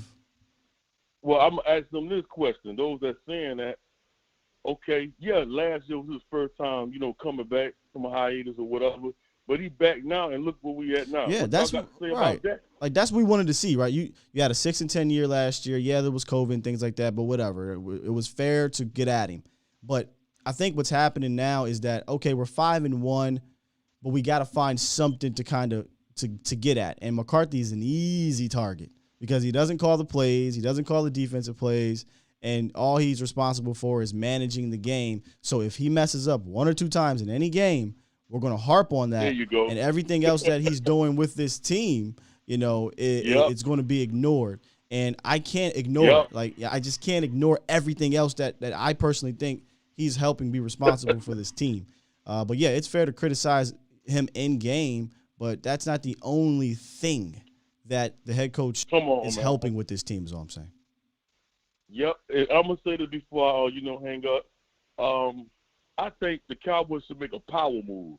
How you feel about this? I would love it. The power move I think they should make to try to get that D tackle from Atlanta, Garrett, to try to get him in there because he already know Quinn's system. And if we don't do that, how about us bring him back, welcome him back with open arms, Byron Jones. Bring him back and put him and Diggs together, because we don't know what Boss Man Fat is right now. We know what Jones is. We know what Diggs is. Come on, man. We need him for the playoffs. Because that crap with Brown, I like Brown, but Brown, he got a big target on his back. And if they exposing that right now in the regular season, just imagine what they're going to do in the playoffs when we play like the Aaron Rodgers, the Tom Brady's and all that. We need to have Byron admit we made a mistake and go try to get him back and put him with that because he's not happy in Miami. Matter of fact, I live down like 10 minutes away from Dade County, 10 minutes away from the stadium. That man ain't happy down there. Admit we messed up and let's try to get him back or get Garrett back. And I'm done. I like it, man. Appreciate you. Ooh, he's saying so I don't think Byron will be the move due to the contract. But I do think that Grady Jarrett would be nice if you're looking to put Grady Jarrett at maybe a one-tech situation. The thing is, you got Neville coming back. You got Tristan coming back. So those are 2 guys who play similar roles to Grady Jarrett. So the name sounds great. The talent is great. I just struggle with them saying, yeah, we'll give up some assets because Grady Jarrett's one of the best defense tackles in the league. You're going to have to give up some quality assets in the draft when they're like, I still got Neville on 3 more years. I still got Tristan Hill. I still got guys coming back. So, and knowing Steven, I don't think he's going to part ways with those picks. But, man, I'd love to have a Grady Jarrett here. I love it. Man, this is a fair point. Somebody said here. Where'd you go? Because I want to read this because it kind of, here it is. 34 Black Yellow. He says, I wonder what you guys would be saying if we lost that game. How many of y'all would be saying forget his mistakes? So here's what I don't want to do, 34 Blackula. I don't want you to forget his mistakes. I don't want that. Because there's mistakes made by players. Just because they won, I don't want you to forget them either. I want them to go back, look at the tape or look at the management, the situations, and say, I got to be better here, right? I got to manage this better here. I don't think anything was done egregiously yesterday. There was situations I was more mad about him or mad at him than yesterday. I'm being real.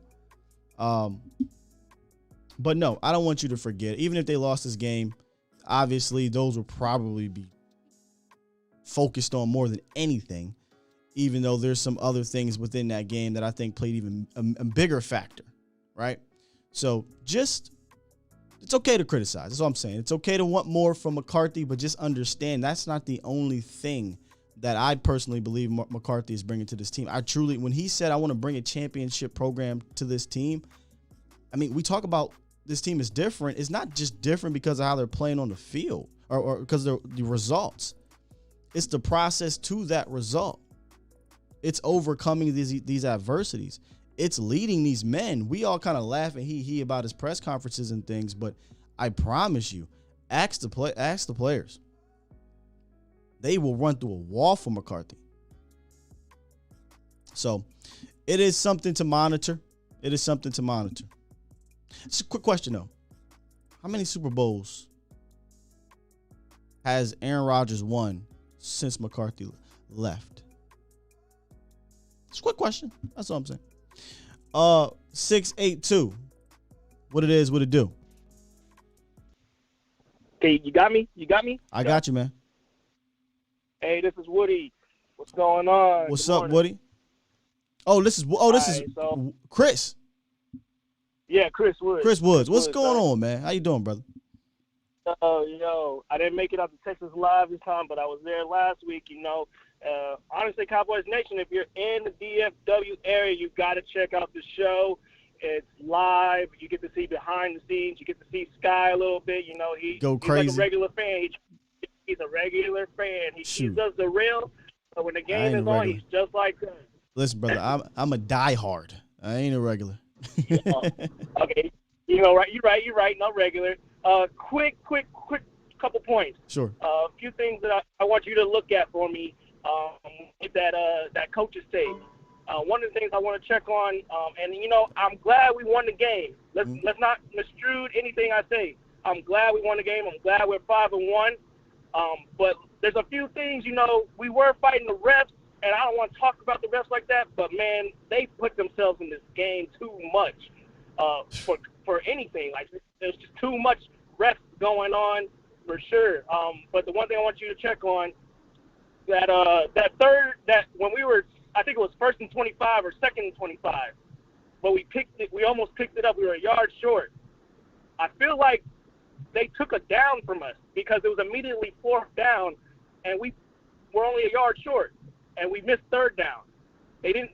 I'm pretty sure I wasn't tripping on that. We lost that 3rd down, and we should have had that extra play to pick up. I'm gonna be real with you. When that play happened, I said this to Jesse when they came out. I'm like, I didn't realize it was 3rd down. And now I'll go back and look, but I mean, I thought it was 2nd down. I must have missed something. I can't believe that they would be that egregious, but I was shocked. Maybe because all the emotions were going, the game was wild, that I might have just missed the down marker change. But you're right. I said the same thing. I said, damn, it's 4th down already? Okay. Just check that for me. Check that for me, because I feel like my eyes were glued to the Okay, screen. so here's what happened. Here's what happened. Thank you, Rod. So remember on that play, there was a holding, and then there was the dead ball personal foul on Connor Williams, both of them. So you only can take one. Yeah, you only can take one penalty. And apparently what they did was they declined the holding penalty, which made it 3rd down, and accepted the dead ball penalty. So now it's 3rd and 25, and that's why we got there. Thank you, Rob. Okay. Thanks for clearing that up. Another thing is, on our 3rd downs, how many of these 3rd downs, because I think we only completed, 3 of 13? We were bad on 3rd down. Yeah, we're pretty bad. We were 3 of 13 on 3rd down. How many of those plays were run? How many of those plays were run plays when they were short 3rd? Probably. Why are we throwing the ball? Maybe 2 or 3 of them. I feel like we did throw the ball a lot on those 3rd downs, but some of those run plays they looked vanilla to me. They looked like they had one place that ball was going, and everybody knew where it was going, and I don't like that. Like, that's Jason Garrett. There was some arrogance to those 3rd and shorts and 4th and shorts. There was for sure some arrogance, but then I think that he kind of woke up a little bit. You saw a couple jet sweeps to CeeDee Lamb and Cedric Wilson, and they started to attack the edge with Tony Pollard and Ezekiel Elliott on those short downs, and they were converting then. And that's what I said earlier to one caller. They probably should have went to the edge more. We talked about that yesterday. Last week. Go watch as we were scouting the Patriots. The win was on the outside. The edges were where you could win, and that showed in the run game. I'm happy with the call. I'm happy, going for it. The data says that we should go for it when we have those advantages and those situations pop up. We should go for it. Mm-hmm. I'm not mad at Kellen Moore at all, or Mike McCarthy for those calls to go for it. I just think that we need to do a little bit better on the plays that we call to execute, because I just feel like those plays that were called, we weren't able to execute them very well at all. We might need to scratch a few of those because they just weren't working. Other than that, we won, and I'm happy with the win, and we're gonna keep this thing going. Yes, sir. Let's not mess up anything. Anthony Brown, he's doing his job. Cowboys Nation, we keep trying to do this thing where it's called trim the fat. Every time we win, we're trying to get rid of something because we think we don't need it. I don't like that. Everything is working the way it is. Mike McCarthy, yes, he makes a few bad decisions sometimes, but they're not killing us. Yes, because of the players, but he's not that bad. As long as we winning, we're going to be trying to get rid of, fire anybody. Keep the mojo going. It's mojo time with McCarthy, and we winning, and the team is liking it. Close game yesterday, but we would have lost that game with Jason Garrett, and I don't care who tells me. You can't tell me different. We won that game, so that's all that matters. Indeed, brother. And I'm going to get out of here, guys. I appreciate you. I appreciate the content you do, and the way you do it. It's not just what you put out there for it. It's the way you do it. I like that. And keep rocking, guys. Thank you, bro. See you next time. Yes, sir. Hopefully I catch you at the next game, man. Appreciate you, Woody. Yeah, I think if you want to take a silver lining out of those issues that the Cowboys had in third and fourth, take away the adjustments, right? We talked about that last week, and they talk about it every week.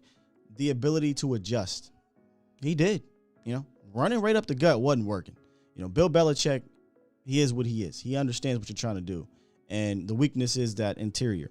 So they stopped doing that, and they eventually attacked the edges in unique ways, and sometimes just Zeke just hitting the edges. So there was some adjustments made, but again, you want to take out some things to get better at. I believe they'll go back there and look at those things. I do. All right, let's get 770. You in the building? What it is? What it do? Hey, what's up, Sky? Man, it's Fresh. Oh, what up, Fresh? Let me save your number up in here, Fresh. What's going on, man? Oh man, everything is everything, man. I'm hyped, man. Hey, well, man, I want to get right into it, man.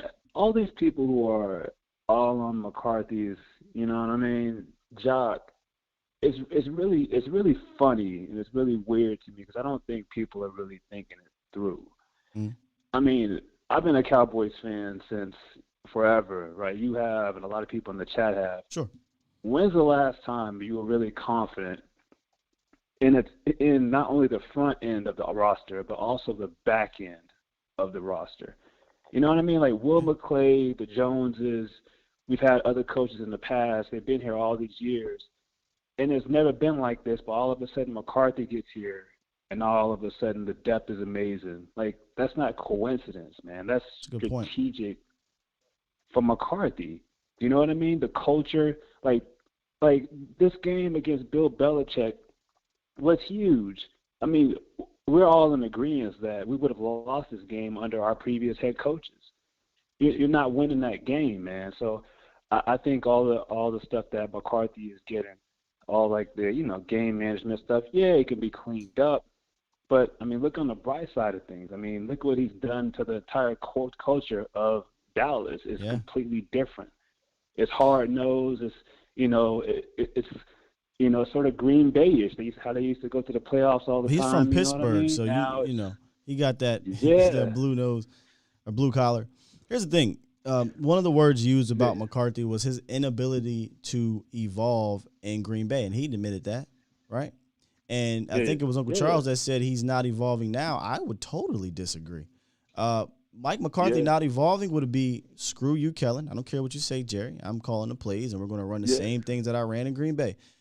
McCarthy not evolving would be, hey, Kellen, I know this is what you like to do, but this is what we're going to do, right? Evolving wouldn't be letting Kellen Moore do his things and spread his wings. Evolving wouldn't be firing your friend who you knew you made a mistake and bringing in Dan Quinn to run the defense. I think he is evolving. He's not a perfect coach. Absolutely not. He's not Bill Belichick. Bill Belichick ain't perfect, but Bill is Bill. But I don't think you're seeing the same Mike McCarthy from his tail end of his Green Bay days. I think you are seeing an improved McCarthy. I just don't think for some fans it's improvement enough. And that's fair. That's your opinion. But right now they're sitting at 5-1, and if they do something special this year, you better be giving that man some credit, because you don't just do something special like what we're trying to do because your players are just the greatest players in the world. Because let's just be real, man. A lot of these players, as you talked about, were players people were like, man, I don't know if he's gonna make the roster. Or I don't know. Exactly. I don't know if they're gonna be here. He ain't gonna have no role.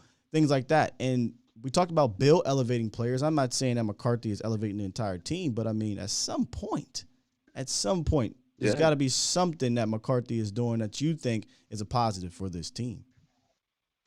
Exactly, man. I mean, and he doesn't get any credit for developing Aaron Rodgers. People just think Aaron That's Rodgers it. is bad, and I mean, I said the same thing last year. you know what Fresh. I mean? He gets zero credit, which is wild to me. You forget he sat the bench for 4 years as he developed under Mike McCarthy, but that's neither here nor there. Right, exactly. And then he's, of course, I mean, Dak was improving, but it's funny when McCarthy gets here. Now all of a sudden Dak sees the game different. And McCarthy talks about his quarterback school. I think it really helped Dak too, man. So, I mean, and then also when we talk about Kellen Moore's play calling, Kellen Moore was a really good play caller before Mike McCarthy. But I think Mike McCarthy helped him fine-tune it as to when he calls certain plays. I think he's had a bigger influence than what we think, and that's probably why the players will run through the wall for him, because they see everything on the back end that as fans – we don't see. And one more thing, one last thing, man. This past game with the Patriots, man, it reminded me of the movie called The Last Dragon, man. Bill Belichick was show enough. Freaking Kellen Moore was Leroy. And every time Bill Belichick kept saying, "Listen, man, who's the master?" Right? Kellen Moore said, "You know what? I am," and he proved it. He proved it on that stage, man. I think this game is going to go so far throughout the season. They're going to look back and say, you know what, you went toe-to-toe with the greatest quarterback of all time in the first game. You actually beat the greatest coach of all time, even though you made a bunch of mistakes. You beat yourselves. The refs were on their side. And you still scored 35 points. So when these games come up against the Cardinals, against, the Rams or whomever in the playoffs, they shouldn't have any fear, man, because these games they can always come back to and go for it, man. So great win. I wish you get to your next call, bro. So, oh, man. All right, man. Great call, Fresh. Appreciate you, man. Appreciate you. Yeah, it's something definitely to be said about the ability to get the best from your down roster guys. We how many times over the years have we said, yeah, Cowboys are top heavy. They're getting nothing from these other, the down roster guys or what have you. But the depth is showing, and it's not like they're amazing players, but they're playing, man. They're playing up. Shout out to a couple folks who have joined the membership squad. Appreciate you, Upland Calf Investigator. That is the YouTube name. I'm not just saying things. And then Charlene Evans. Thank you for joining the membership squad as well. I said last week I'm going to do something special for you guys because it's been a while since the transition. I haven't really been able to do too much with the members, but I'll get back into doing that so we can make that worth it for you guys. But in general, appreciate the support for joining the membership. You can always support by doing just the simple subscribing, right? Liking, sharing, subscribing, and joining the A to Z Sports Dallas community, and rocking out with me during the morning shows and on the night with Mauricio Rodriguez. And you can also obviously donate with the super chats and also become a monthly member. So thank you very much, man. Let's get to 785, right? 785. What it do? Yo, what up, Sky? I had a feeling, man. I'm so mad I seen Kansas City in here. Let me change the name here. J Tuck. I got you on hold like that, man. What's going on, Cowboys Nation? What's up? Man, you know what, Tuck? Hold on, Tuck. Let me hijack your call before you get to your point. Maybe write it down so you don't forget. Because y'all want to know if somebody is changing their tune or feeling better about Mike McCarthy. This the man I want to ask right here. Okay? Exactly. Because that's why I called it, bro. Yeah, let me preface it for you. Because listen, Tuck wasn't with it. Tuck was ready to throw him off the bridge last year. I don't know how he really feels right now, but that's why I want to preface this. I'm curious, as someone who was in that band of I want to get rid of Mike, he's terrible or whatever. How do you feel about Mike right now, even with some of the bad things that are happening? What is your honest opinions on Mike, man? Yeah, man, and I think where I was very vocal last year about Mike McCarthy was we went from 0 to 100, right? Going from Jason Garrett to being this more aggressive strategy. So the time management, some of the decisions that we saw last year, it was hard for me to really digest. But once I kind of just all right, calm, gathered myself, I realized the value in having a coach like Mike McCarthy. And you've seen it throughout last year, right? Because think about it. The first thing that he did, they kind of, okay, this kind of makes sense is when he had the Daryl Worleys and the Everson Griffins and the Don Terry Poe, and they wasn't fitting his culture, he got rid of them. Got rid of them. Right. And so that was a difference already, because Jason Garrett would never did that, especially some guys that he just brought in. But My Mike guys. McCarthy said, nah, it's not going to work. You're out of here. This is clean house, right? Secondly, in the offseason, he fired and got rid of his homeboy, Mike Nolan. So he realized there was a situation that needed to be adjusted in Mike Nolan, and he fired his best friend. And so those type of little things, man, it kind of like, all right, I need to cool off on Mike McCarthy and see what he can do under a full year of Dak Prescott, because even though as bad as last year was with all the injuries, we were still in playoff contention until the last game. Now, is he the best time manager? No, not at all. He still struggles with that. But there's a lot of coaches who struggle with that. I mean, Andy Reid still can't figure out here in Kansas City, right? So it's just a characteristic that Mike McCarthy doesn't have. But when you look at the culture of this team is different. Like, we're, as fans, right, we talking Super Bowl and playoffs, and we should cheer for the Eagles. Like, we watch these players, bro, when are they tweeting online? They saying 1-0. 1-0. I love it, Tuck. I love it. They every are focused week on a game-to-game basis. Every week, they got the win, 1-0, boom, they're going to go into the bye week and get ready for Minnesota. So the mentality has changed when it comes to Mike McCarthy. And also, the key difference, and you said this team is different. What is really different, y'all, is Dak Prescott. And we've been mentioning, Aaron Rodgers frequently on this channel, right? You are seeing Dak evolve into Aaron Rodgers. When I say that, it's a killer mentality with Dak, right? The old, cute, lovable Dak Prescott is going to take what the defense gives him and just make the best play. He's no longer here, y'all, because that very last play of the game shows it. Like I think it was Schultz. It was wide open underneath to get the first down. In overtime, Dak said, nah, I'm ending this game. We're getting up out of here with this dub. I'm throwing off my back foot a strike to CeeDee Lamb, which is probably his third read, and we got out of here. So Dak now has his killer instinct, and you're seeing it not only translate with the offense, but also the defense. And that has to be credit to Mike McCarthy, y'all. I mean, granted, a lot of people don't like him, maybe his composure, the way he interacts, but Mike McCarthy is changing things with this team. And you got to give him his flowers, man, and I like it. But the main difference, y'all, is Dak Prescott, it has a killer mentality. Dak mentioned he's been reading, books from, Relentless from Tim Grover, who trained Michael Jordan and Kobe. Like, you're seeing that when Dak is not taking the simple underneath throws, he is trying to go for the kill every time he touches that ball.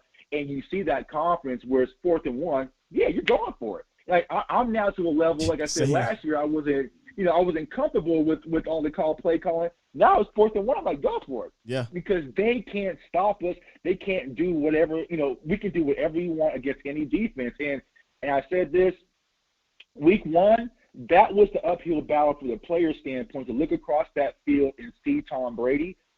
Yesterday, that was for the coaching staff to look across that field and see Bill Belichick, and we did not cave. If this was Jason Garrett, he wouldn't have went for it on 4th down. He's like, oh, we're on the road. It's the Patriots. Mike McCarthy, on the very first drive, whatever, go for it. If they score, guess what? We're going to come right back down out on the score again, man. So I think Cowboys fans, we just got to get adjusted to Mike McCarthy.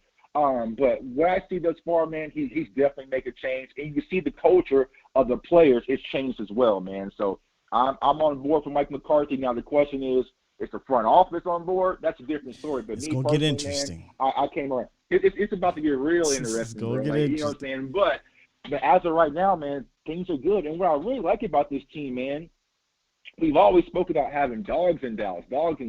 We finally got dogs, but there's no ego. You know what I'm saying? Like, that's a weird dynamic when you have dogs on your roster without an ego, because it wasn't like Amari Cooper was tossing and kicking helmets yesterday because CD was getting all the plays. It just goes from week to week to week, and everybody eats, man. And the offense has that mentality, which makes it even harder to game plan against, because you can't. You gotta, you know what I'm saying, Team 40 Burgers, you can have it your way. Like Burger King, bro. Like, how do you want it? We are going to do whatever we want, bro, and cook.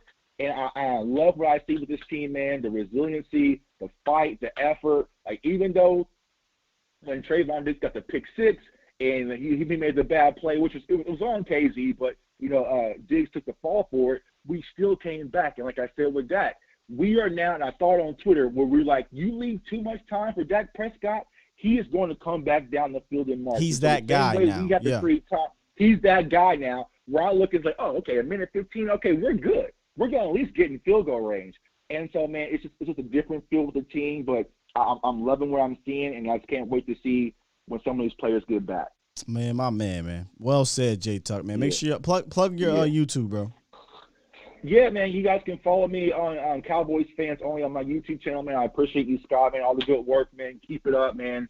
Salute to Cowboys Nation. Don't let no one steal your joy. Now, we're going to celebrate this win today, but tomorrow we're going to get back to work, man, because this linebacker discussion, we're going to have to talk about it, man. But enjoy your win, Cowboys Nation. Yeah. But Cowboys Nation, enjoy your win, man. Don't let nobody discredit it, man. It was a tough battle versus a great team, and we came out with the victory, man. So we're going to celebrate this victory Monday, man. I appreciate you, Scott, my guy. My boy. Appreciate it, bro. Yeah, man. Yeah, it's and here's the thing. At some point, maybe those mistakes will cost, but they haven't. I can probably name a ton of games where those mistakes absolutely cost the Cowboys victories from the previous head coach. We know what we're talking about. But, yeah, man, enjoy this, man. Enjoy this ride. Enjoy this energy. 24 to 48 hours. And I see where Tuck is going with the linebacker discussion. We're going to talk about it. We'll pull out where we can get better at and how this works. And in fact, let me kind of tease it real quick. Because what I wanted to see, honestly, and Fresh, if you're still in here, this is for you. I was a bit shocked that we didn't see a little bit more Jabril Cox. We ran big nickel 40% of the time, and I feel like, and when I watch the tape, I'll see. I feel like every time we ran big nickel, McDaniel said, gotcha.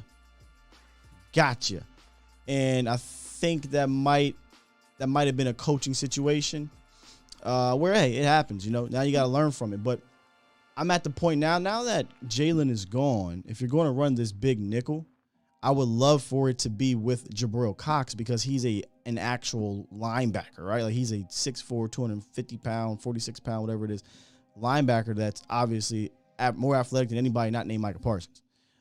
So big nickel's cool on certain teams.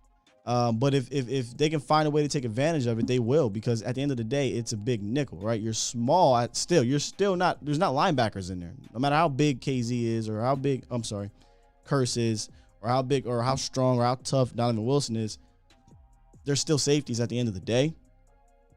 So if you can find a way to scheme that up, well, then counter that with a guy like Jabril Cox, who is an actual linebacker, and then maybe say, hey, not the best day for you, 55 right now, and put your two stud linebackers there and get rocking. So I'm going to be interested to see when DeMarcus Lawrence, I almost said DeMarcus Ware, comes back, do they utilize Jabril Cox more?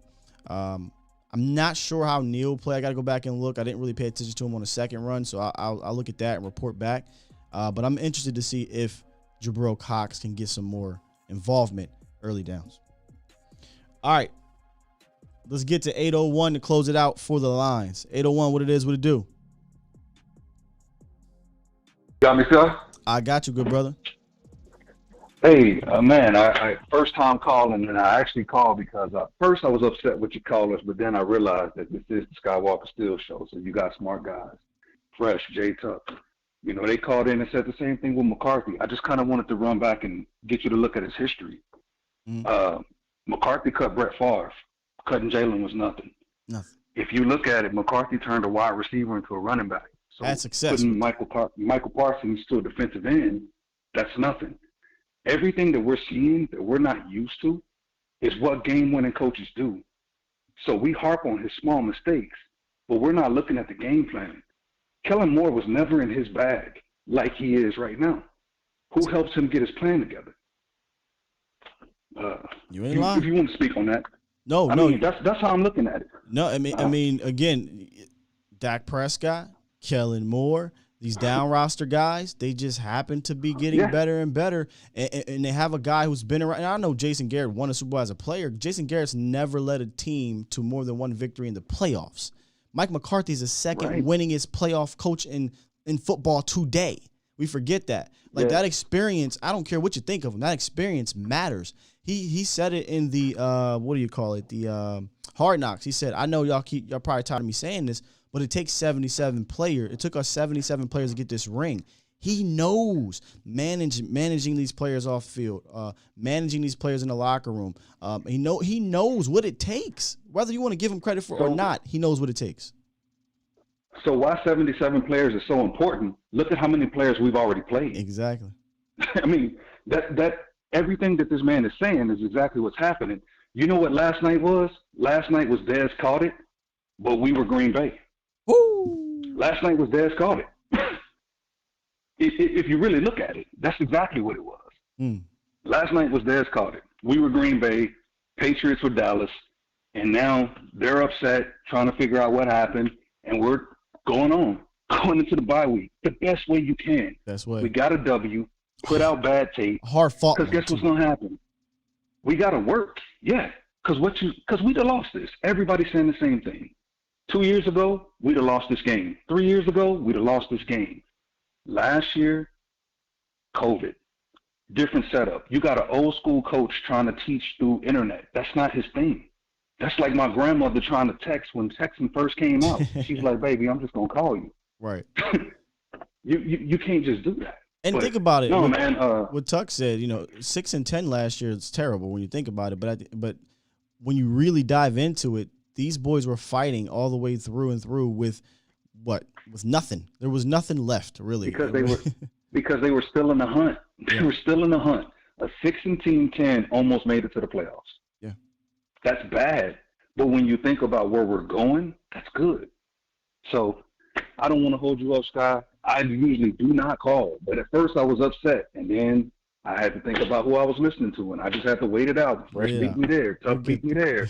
You start coming back. And I'm just like, there we go. But I had already waited online. So, hey, thank you, man. I appreciate you calling, brother. Please call in more often. You are my pregame, my halftime, my postgame. During the game, I listen to Voch and Law. I bounce back and forth. But my half, and my post, that's you, man. And Jesse. Appreciate it. We're going to bring the truth. truth. Thank dog. you. Thank you. Thank you. All right. Hey, real quick, thank you for that call. That call was amazing. Call back in again. But real quick, major shout out to Miss Charlene Evans for the $199 donation. Thank you, Miss Charlene. Wow. Humbled. Appreciate that a lot. She says, I've been watching your shows from behind the scenes and taking in great content, so I decided to join on this Victory Monday. Looking forward to another YouTube channel content. Thank you so much, Miss Charlene. I might have to play the Charlene song for you. Yeah, see, look, somebody know who that is in there. Another one here, Triple D. Thank you, brother, for the $15 donation. It says, Jedi, grind, baby. I am a fan for 45 years. The pettiness we show now is just like the 90-91 season. I love it. Thank you. Yeah, we get a lot of comparisons to the early 90s. For me, I'm trying to hold off on them because, yes, I get where you guys are coming from. Like a team on the cusp or the team that actually won the Super Bowl in 92. Those were young Cowboys in a sense, right? At their positions. Cooper's not young. Dak's not young. Zeke's not young. But there's a lot of young guys, so I get it. I thought 2016 was going to be 91. And I thought we'd run it back and we'd win the Super Bowl. And we'd be the 92 team in 2017. But yeah, this has a feeling of that type of culture, and we know that culture is a Super Bowl winning championship program culture. Wow, yeah, Stevie Mack said this live stream is sponsored by Miss Charlene Evans. Facts. Thank you so much. I am definitely humbled by that, guys. I'm humbled, and I'm humbled by you guys rocking with us. 2-hour show. Victory Mondays go longer because you feel better, and there's a lot to talk about. Good, bad, ugly, whatever. We're going to talk it through. Y'all know that's what we do on this channel. We talk it through. So I appreciate you guys for joining. And like my man said, he said, I tune in to you and Jesse in the pre, post, and half. You got to. Where else you want to go? Don't nobody do it like us, bro. Oh my goodness. We beat the brakes off y'all. Whoop that trip.